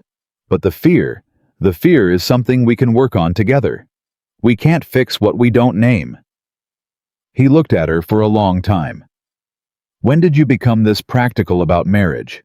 "When my marriage required it," she said without irony. She paused. "Thomas, I need to ask you something, and I need you to answer honestly." "All right." "In those 3 weeks between the letter arriving and the morning I heard you with Graves, did you look at me differently?" The question sat between them with all its weight. He did not deflect from it. "Yes," he said. She nodded slowly. "I thought so. I could tell." She folded her hands in her lap. "I want you to understand what that was like. To be sitting across from my husband at dinner and being aware that he was looking at me and seeing a question mark. To be talking about ordinary things, the accounts, the weather, what was needed from the store, and knowing that behind your eyes you were thinking something about me that you would not say aloud." "Abigail, I'm not saying it to punish you," she said. "I'm saying it because you said we should be plain with each other, and this is the plainest thing I have to say. It was one of the loneliest experiences of my life, being suspected by the person who was supposed to know me best." He was very still. "I am going to forgive you for it," she said. "I want you to know that. Not today, not completely, but I am moving in that direction, and I intend to arrive there. But I need you to carry the knowledge of what it was like. Not as guilt is useless to me, it only turns the focus back onto you. Carry it as understanding. So that when the next hard thing comes, and it will come because hard things always do, your first instinct is to come to me rather than to protect yourself from me." He was quiet for so long that she began to wonder whether she had pitched this wrong, said too much, pressed harder than the moment could bear. Then he said, his voice rough in a way she had not heard before, "I understand. I will carry it the way you've asked me to." She looked at him and believed him. Not with the naive belief of a woman who has forgotten what the past 6 weeks felt like, but with the hard-won belief of someone who has watched a person demonstrate their character under pressure and has seen something in them worth trusting. "Good," she said. "Then let's go paint the nursery." He blinked. "Now, you have somewhere more important to be." He did not. They went. Margaret appeared in the hallway 5 minutes later with the expression of someone who had misheard something and was seeking confirmation. "Did you say you were going to paint the nursery?" "We said we'd start today," Abigail said. "You're 3 months along," Margaret said. "The fumes won't bother me if we open the windows," Abigail said, "and Thomas is going to do most of the physical work." "I am," Thomas said. "You are," she said. "I'm going to supervise." Margaret looked between them with an expression that was fighting hard against becoming a smile and losing. "I'll see if we have enough paint," she said, and went toward the storage room with a haste that was slightly undignified for a woman of her particular dignity. They spent 3 hours in the nursery that afternoon. Thomas climbed a ladder and painted the upper walls, while Abigail sat in the old rocking chair that had belonged to his mother, and told him where he had missed spots. And they talked not about Caroline, not about the gathering, not about any of the preceding 6 weeks, but about the kind of ordinary things that had been crowded out by those weeks. About the eastern field that needed attention before autumn. About the household accounts and what could be simplified. About names. "If it's a girl," Abigail said. Thomas said from the top of the ladder. "I've been thinking about Eleanor, after my sister." "Eleanor Caldwell," he said. He seemed to consider it. "Yes, that's a good name." "And if it's a boy—" He was quiet for a moment. "James," he said. "Not for any particular reason. I just like the sound of it." She thought about James Hartley in the kitchen garden turning his hat in his hands and deciding to tell the truth. She thought about the particular bravery of 15-year-old boys who have not yet learned to calculate the cost of honesty.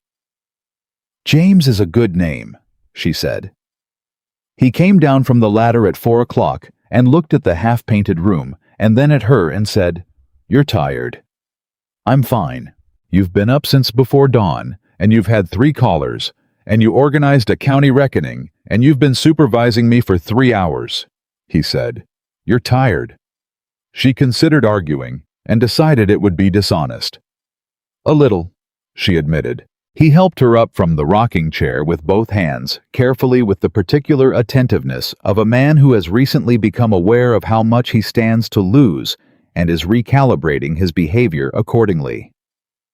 She was honest enough to be grateful for it, even as she was clear-eyed enough to know it would take more than 3 hours in a nursery to rebuild 2 years of managed distance.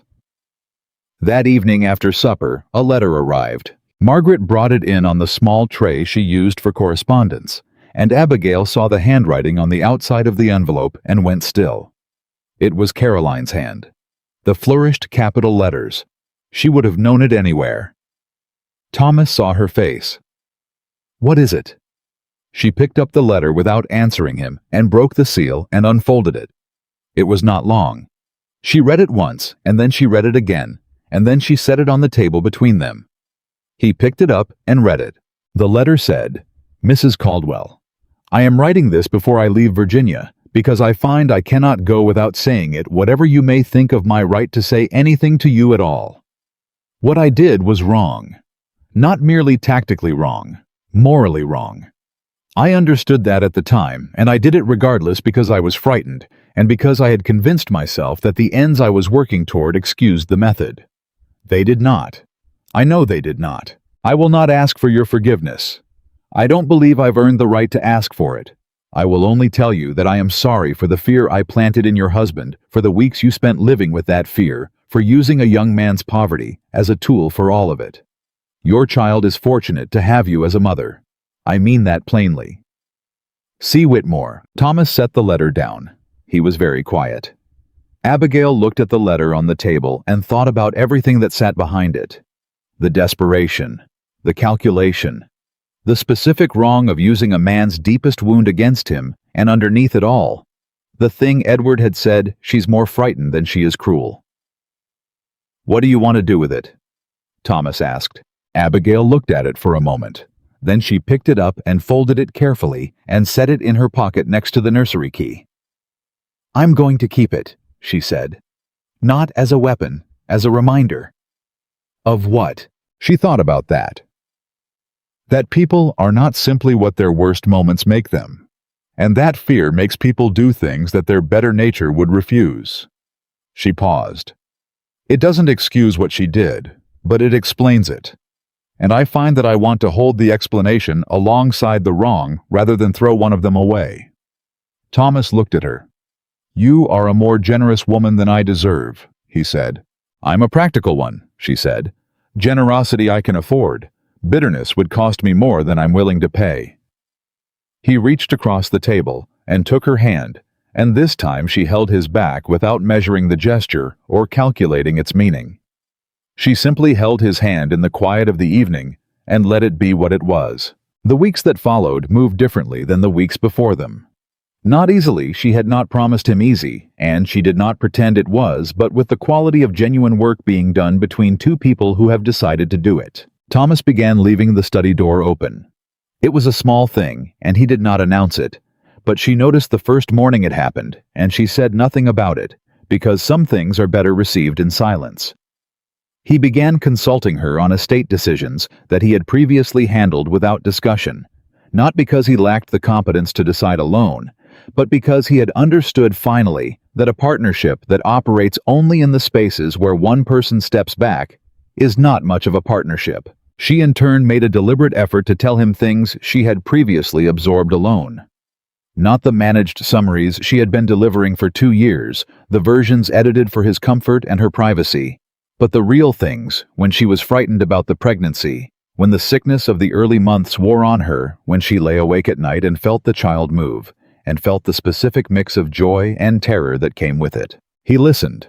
Sometimes he had nothing useful to say, and he said so, and she found that the honesty of that was more valuable than anything he might have manufactured to fill the silence. Margaret watched all of this with the observant quiet of a woman who has spent 18 years in a house and knows its weather better than its inhabitants do.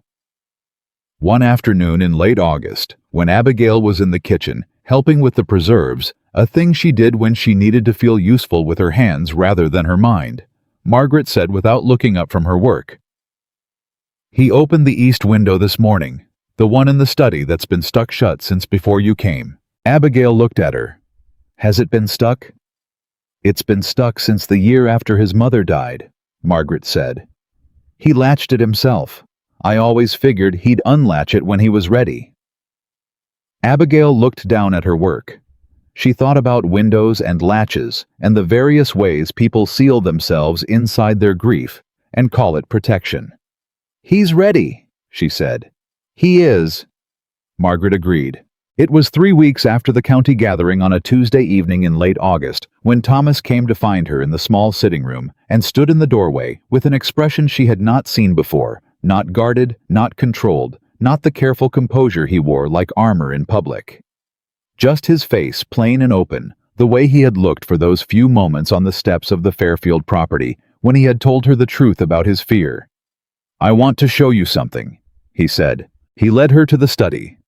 He went to the cabinet on the far wall, the one she had never paid much attention to, which held old family papers and correspondence going back generations, and he opened the bottom drawer and took out a small wooden box that had the look of something kept for a long time in a dark place. He set it on the desk. He opened it. Inside were letters, a great many of them tied in bundles with string, and on top loose a small piece of paper with handwriting she did not recognize. My mother's letters, he said. To my father, and from him over about 30 years of marriage. I've been carrying this box around since she died, and I've never read them." He paused. "I read them last night." She looked at the box. "Why now?" "Because I needed to understand where I learned to be afraid of love," he said. "And because I thought the answer might be in there." He looked at the letters. It was, but it wasn't what I expected. "Tell me," she said. "My father loved my mother," Thomas said. "Not the contained, managed version I thought he had. He loved her completely, in a way that's evident on every page of these letters. And when she became ill, he didn't withdraw from love because he'd concluded it was dangerous. He withdrew because he didn't know how to be present with her suffering without feeling like the suffering was his fault. He stopped. He thought that love meant preventing pain. And when he couldn't prevent it, he concluded that his love had failed." She was quiet. "I learned from him that love is something you protect yourself from because it might ask more of you than you can give," he said. "What I should have learned, what I'm trying to learn now, is that love is exactly what you have when you stay present through the asking." Abigail looked at this man she had married on a winter day 2 years ago, with hope that had been careful and patient and sometimes very tired, and she felt something in her chest that had no simple name. Not just love, though it was that, but the specific tenderness that comes from watching a person do hard internal work and choose to show you the results. "Your mother would be glad," she said, "about the nursery." He looked at her for a moment. Then he said, "Yellow was her favorite color." She had not known that. She smiled slowly, the way a smile comes when it is true. "Of course it was," she said. He reached into the box and took out one of the bundled letters and held it out to her. "Would you read them with me?" he said. "Not tonight if you're tired. But I don't want to read them alone anymore." She took the bundle from him and held it in both hands and felt the weight of 30 years of a marriage she had never known, carrying in paper the lessons she and Thomas were only now beginning to learn. "Tomorrow morning," she said. "Bring them to the breakfast table." He nodded. He put the box back in the cabinet, but he left the drawer open. She noticed that. She thought he probably intended her to. They walked out of the study together and down the hall toward the evening, and the house around them had the feeling of a place that is learning slowly and with considerable effort to be something other than what it has been. Not perfectly, not all at once, but genuinely in the direction of something worth becoming. The nursery door at the end of the upper hall stood open. They had left it that way after the painting, and neither of them had closed it. It was yellow inside, the color of a morning that believes in itself. In another few months, it would hold something new. Something neither of them had held yet. Something that would ask everything of them and give everything back. The locked door was open. The window in the study was unlatched. The box of letters was on the table for tomorrow morning, and Abigail Caldwell stood in the hallway of her house with her hand at her side and the nursery key in her pocket and the full knowledge of what she had built and protected and refused to surrender. And she thought, this is what I was fighting for. Not to win, to come home to this. The letters changed things between them in ways Abigail had not fully anticipated. They read them at the breakfast table as she had said, starting that Wednesday morning with the oldest bundle letters from 1784, when Thomas's parents had been newly married and still learning the grammar of each other. Thomas poured the coffee himself, which he had never done before, and sat across from her with the box between them and untied the first bundle and handed her half. They read in silence mostly. Occasionally one of them would read a line aloud. Not the grand declarations, but the small ones, the ones that carried the specific weight of ordinary life. I thought of you when the rain came this afternoon, and I wished you were standing beside me watching it. I don't need much. I just need that. Thomas read that one out, his voice level, and then set the page down and looked at his coffee. He knew how, Thomas said. That's the thing. He knew how to say it. And then he stopped, Abigail said. And then she got sick, and he stopped. He turned the page over in his hands. I spent years thinking he was cold. He wasn't cold. He was broken. There's a difference, she said. Yes, he said. And I came close to making the same error in a different direction. He looked up. "I want you to know that I see that clearly. I'm not going to pretend it's resolved because I know it isn't, but I see it." She reached across and turned the page in his hand to the next letter, gently redirecting rather than responding, because there were moments when the most useful thing was to keep moving forward. He looked at her. She looked back. They kept reading. Margaret came in to clear the cups at 9:30 and found them still at the table, each holding pages, the coffee long cold.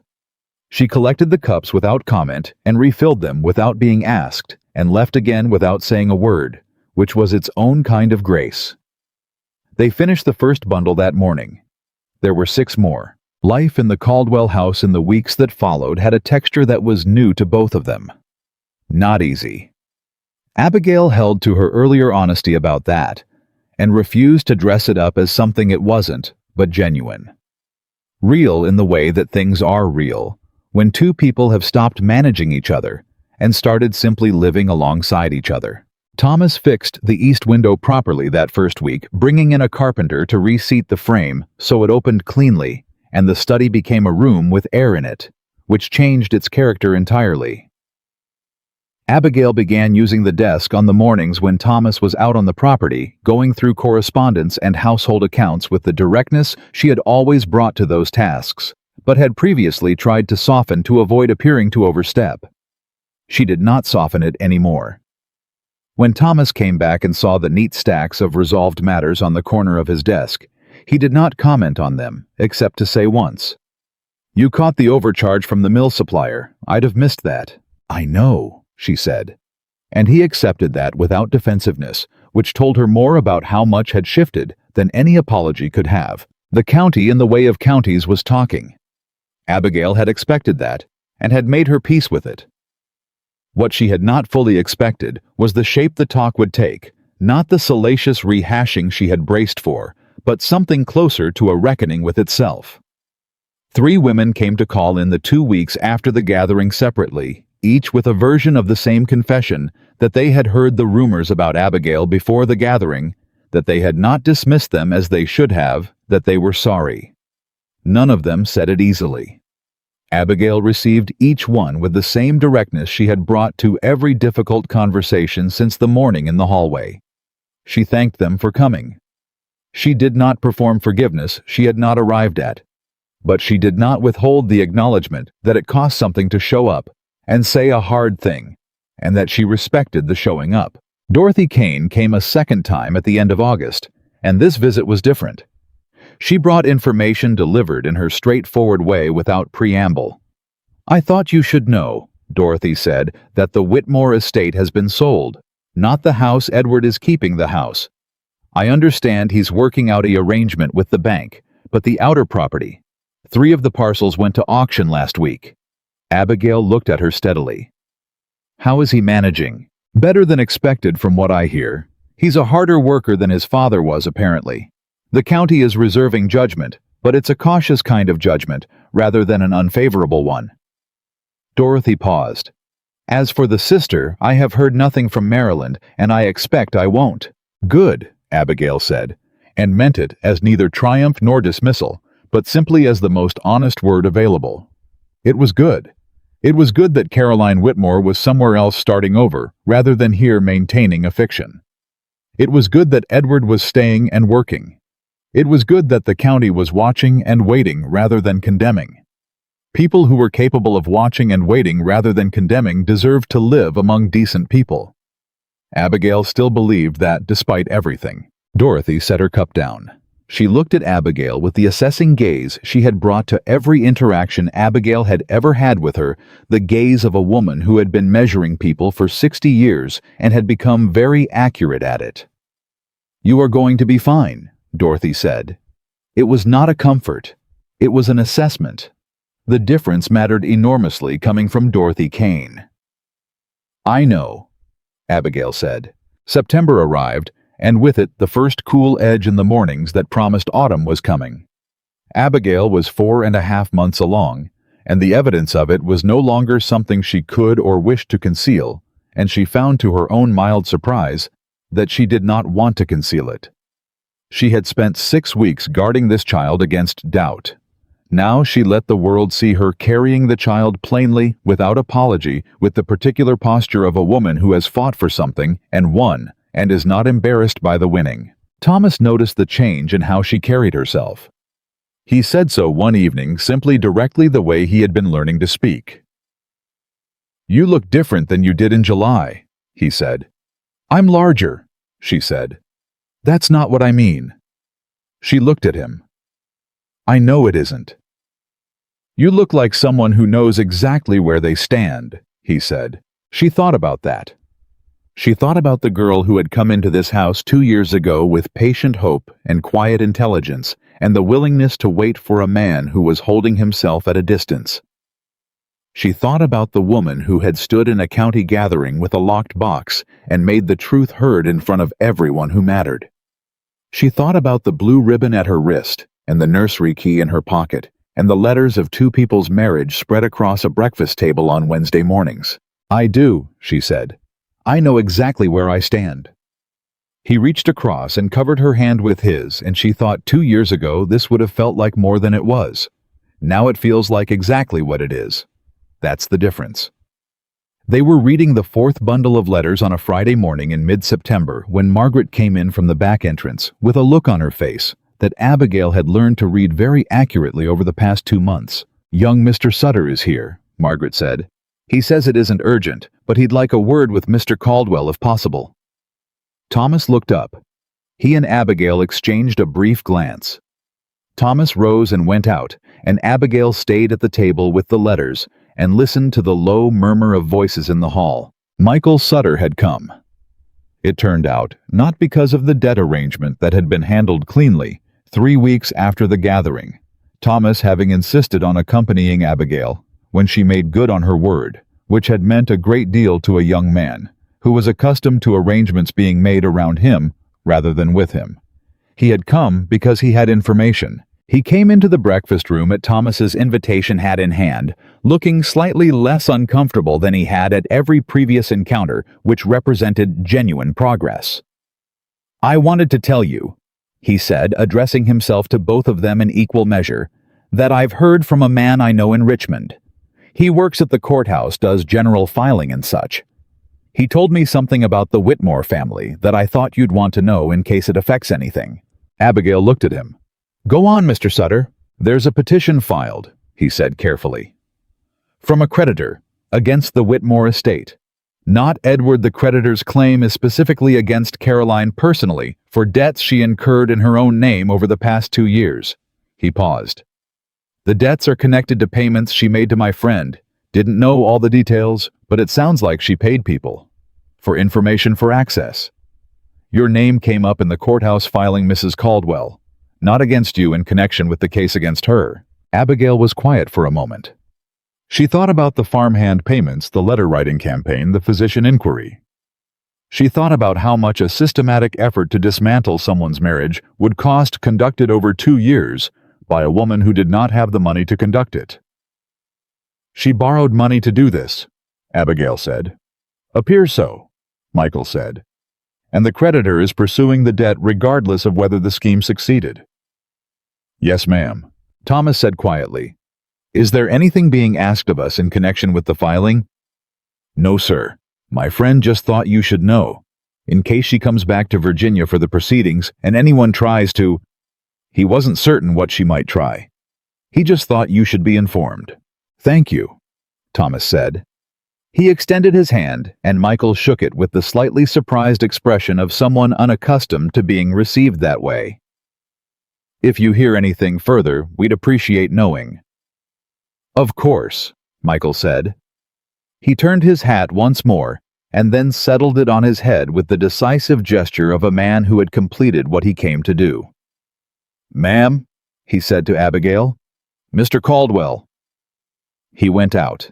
Thomas sat back down at the breakfast table. Abigail looked at the letters in her hand, and then set them down. "She may come back," Thomas said. "She may," Abigail said. "Does that concern you?" She considered that honestly.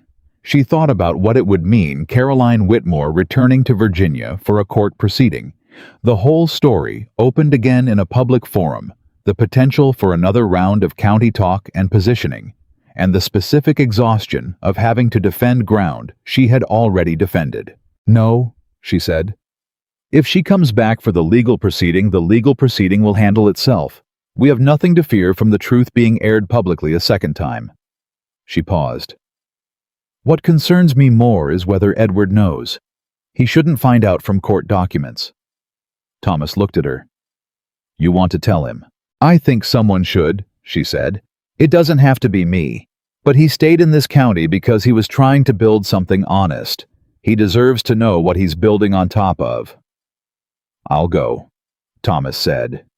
She looked at him. "You don't have to. I want to," he said.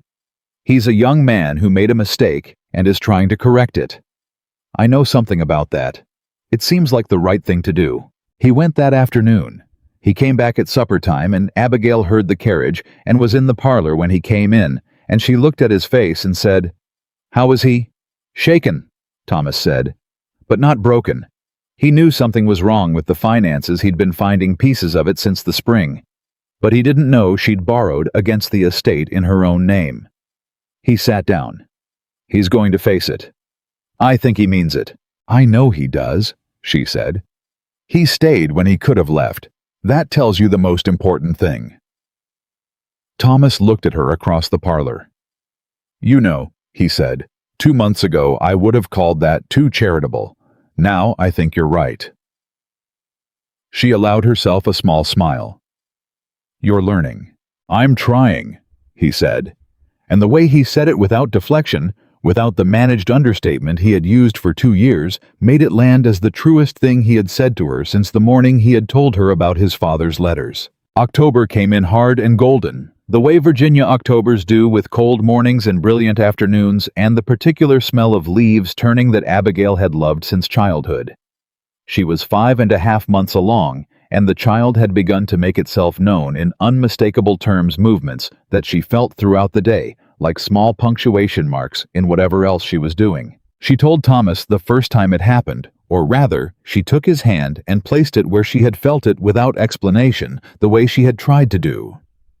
The morning everything began, and this time he did not pull his hand away. He went very still.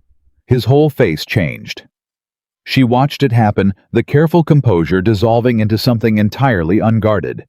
Something she could only describe as the expression of a man who has just understood physically and undeniably that the thing he was most afraid of losing is still here. "That's," he started. "Yes," she said. He kept his hand there for a long time without speaking. She let him. Some moments did not need words, and she had learned in these 2 months of rebuilding to recognize which ones they were. When he finally looked up at her, his eyes were bright in a way she had never seen. "I missed so much," he said. "All those weeks when I missed this." "You're here now," she said. "I am," he said. "I intend to stay here." She believed him. And that was the thing about trust rebuilt brick by careful brick. It did not feel the same as trust that had never been tested. It felt more solid. It had gone through fire and had not collapsed, and what remained was stronger for the burning. November arrived, and with it the first serious cold, and the Caldwell house settled into its winter rhythms with the warmth of a household that had found its footing. Margaret moved with a lighter step than she had in years, which she denied when Abigail mentioned it, and which was entirely obvious to everyone in the house.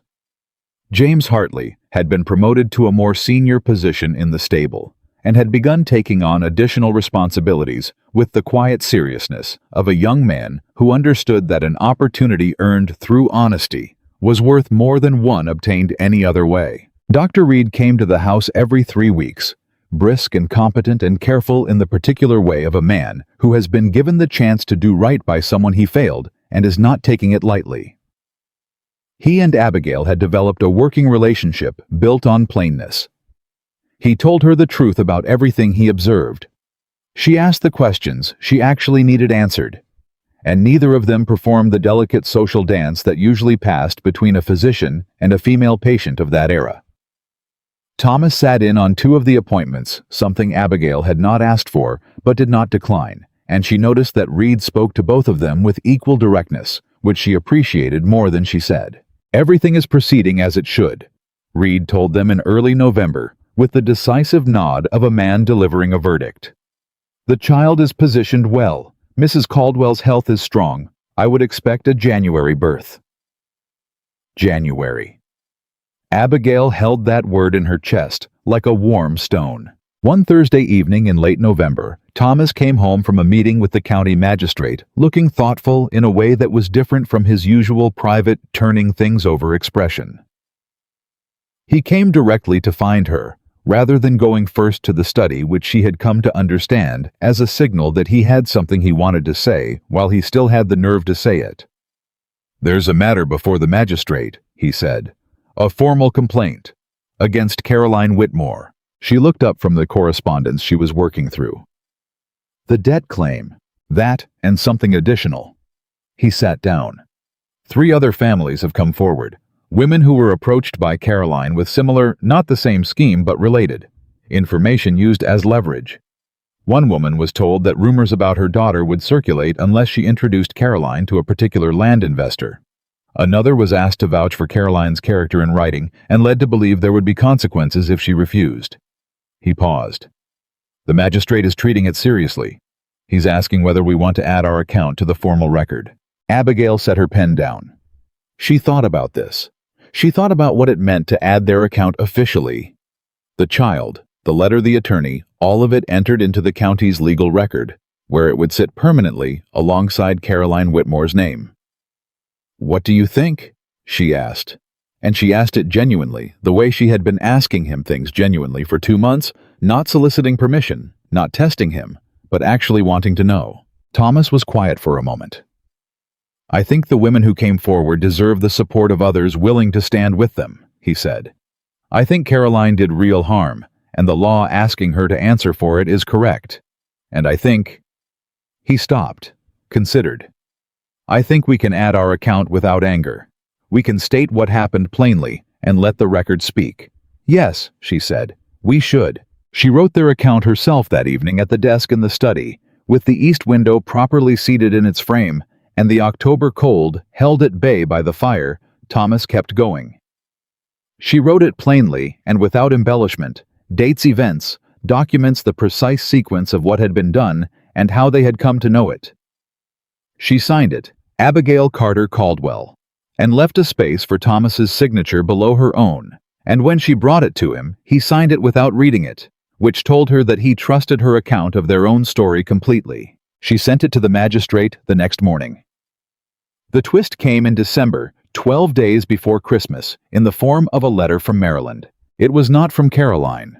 It was from a woman Abigail did not know, who identified herself as a cousin of Caroline's on her mother's side, and who wrote to inform Abigail that Caroline had been taken ill in October, seriously ill, the kind of illness that had kept her confined to bed for 6 weeks. She was recovering, the letter said, but slowly.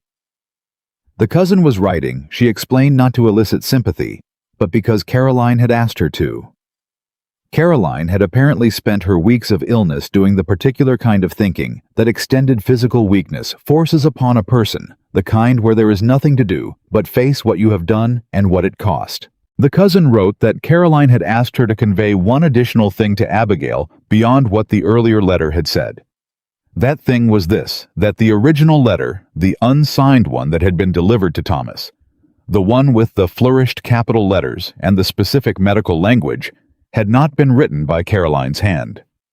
She had composed the content, but she had paid a woman in Richmond to write it out specifically to ensure the handwriting would not be recognized. Abigail read that line twice. Then she put the letter down on the table and sat with it, because she had recognized the handwriting. From the moment she had pulled that letter from Thomas's desk 6 months ago, she had recognized the handwriting. She had told no one this. She had told Thomas only that she recognized the writing style, which was true, but she had kept the specific recognition to herself because she had not wanted to act on a conclusion she could not document. She had known. And she had built her entire case around what she could prove, rather than what she knew, because proof was the only thing that mattered in the end. The knowing had been private, the proof had been shared, and the proof had been enough. But this was the final piece. Because the woman Caroline had paid in Richmond to write the letter was a woman Abigail recognized by name from the cousin's account. A woman who had been Caroline's confidant for years.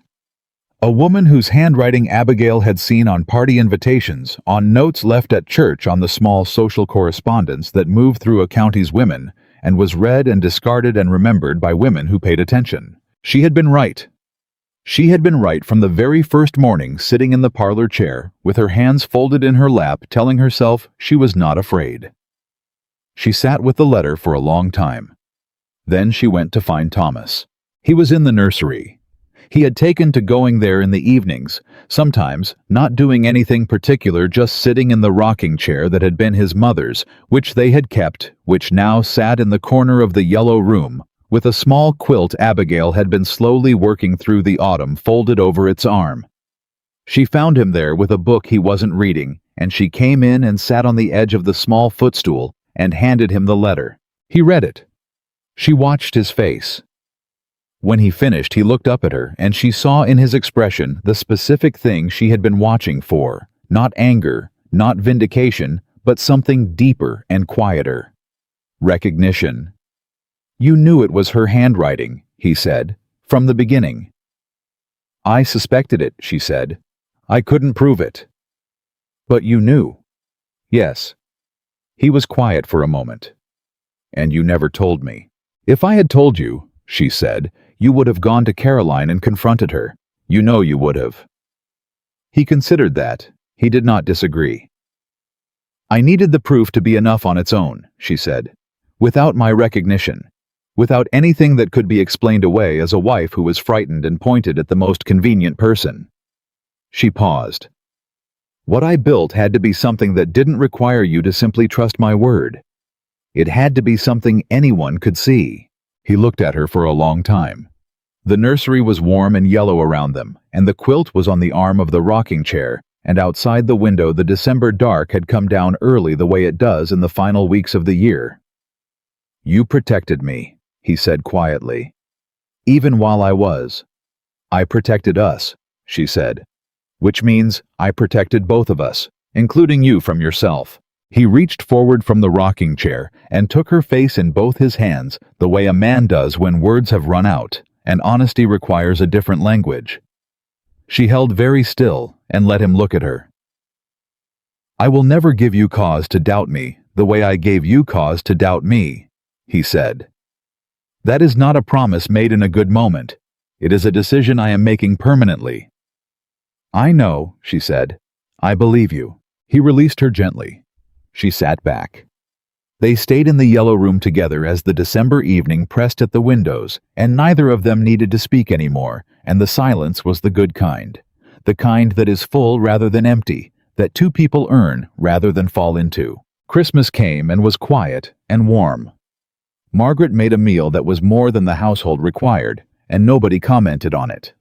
Thomas read from the Bible after supper, not because it was required, but because he wanted to. And the passage he chose was the one about not being afraid, which he read in his even careful voice, and then looked up at Abigail, and she looked back at him. January arrived the way January always does in Virginia, cold and gray and serious, with a quality of stillness that makes the world feel like it is holding itself ready.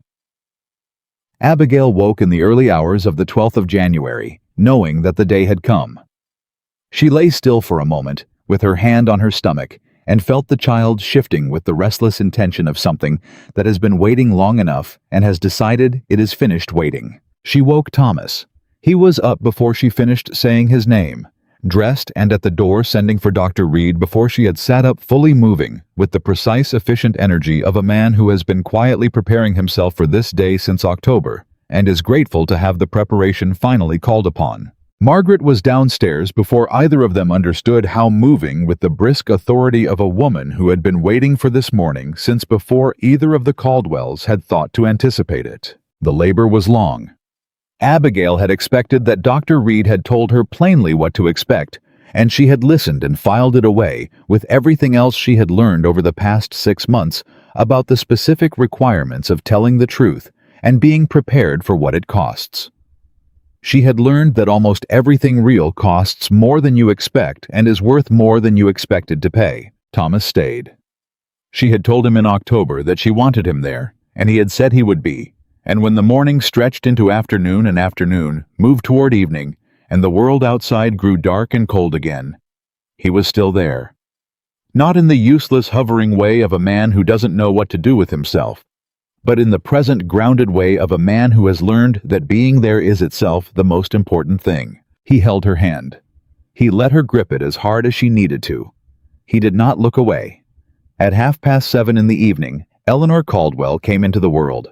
She was small and red-faced and deeply indignant about the whole affair, which Abigail felt was entirely appropriate and spoke well of her character.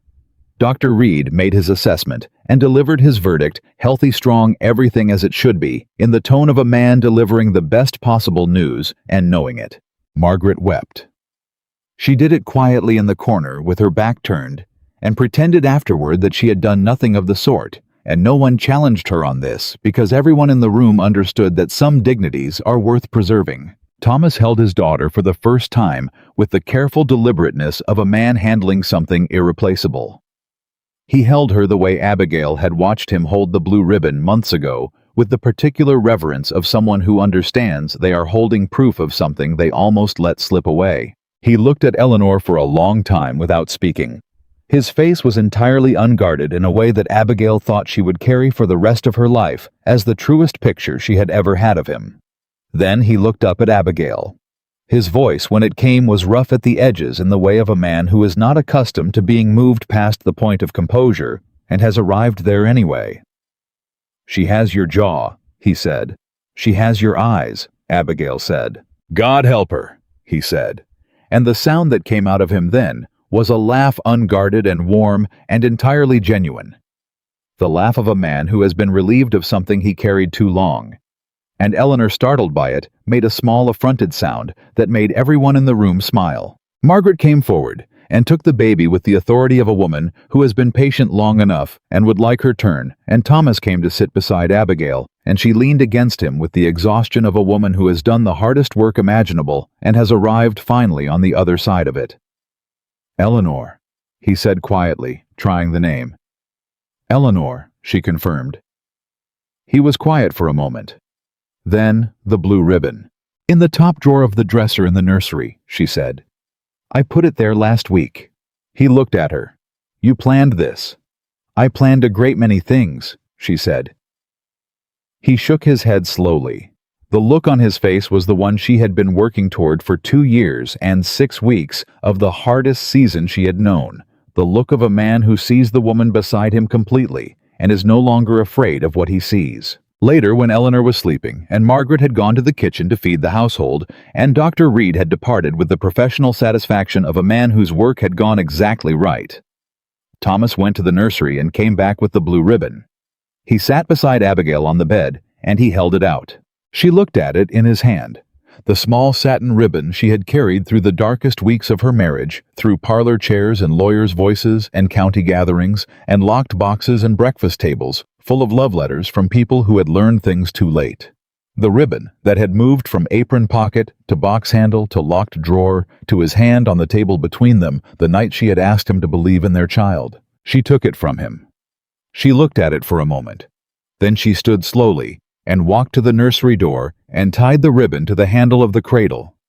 The old cradle that had been his mother's, that had sat in the cedar-smelling room for years, waiting for exactly this.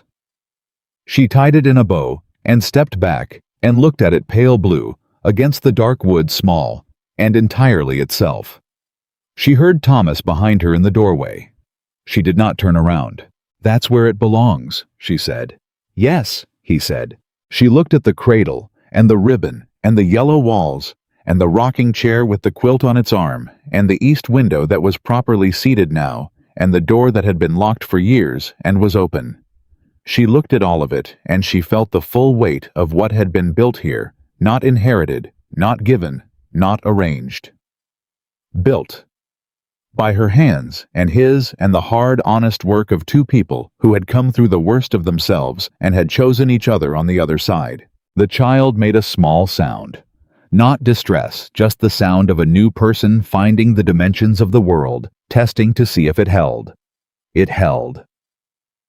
Abigail Carter Caldwell turned from the cradle, and she looked at her husband in the doorway of the yellow room, and she felt the solid ground of everything she had refused to surrender beneath her feet. She had been told 6 weeks pregnant that the child she carried was not worthy of the name she bore. She had been doubted by the man she had chosen to build her life beside. She had stood in a cold hallway with a tea tray and heard her marriage being dismantled from the inside out. And she had not collapsed, and she had not surrendered, and she had not waited for someone else to save what was hers. She had done it herself, with patience and intelligence and the unshakable conviction that the truth carefully built and plainly spoken does not lose. She was 25 years old, and she was standing in the yellow nursery of the Caldwell estate in the Virginia winter of 1818, and the child in the cradle had her jaw, and her husband's eyes, and the sound of a future that had refused to be taken away. Some women bend under the weight of what the world decides about them. Abigail Carter Caldwell had never been that kind of woman, and from that January night forward in the county that had watched and whispered and ultimately witnessed no one who knew her name would ever make the mistake of forgetting it.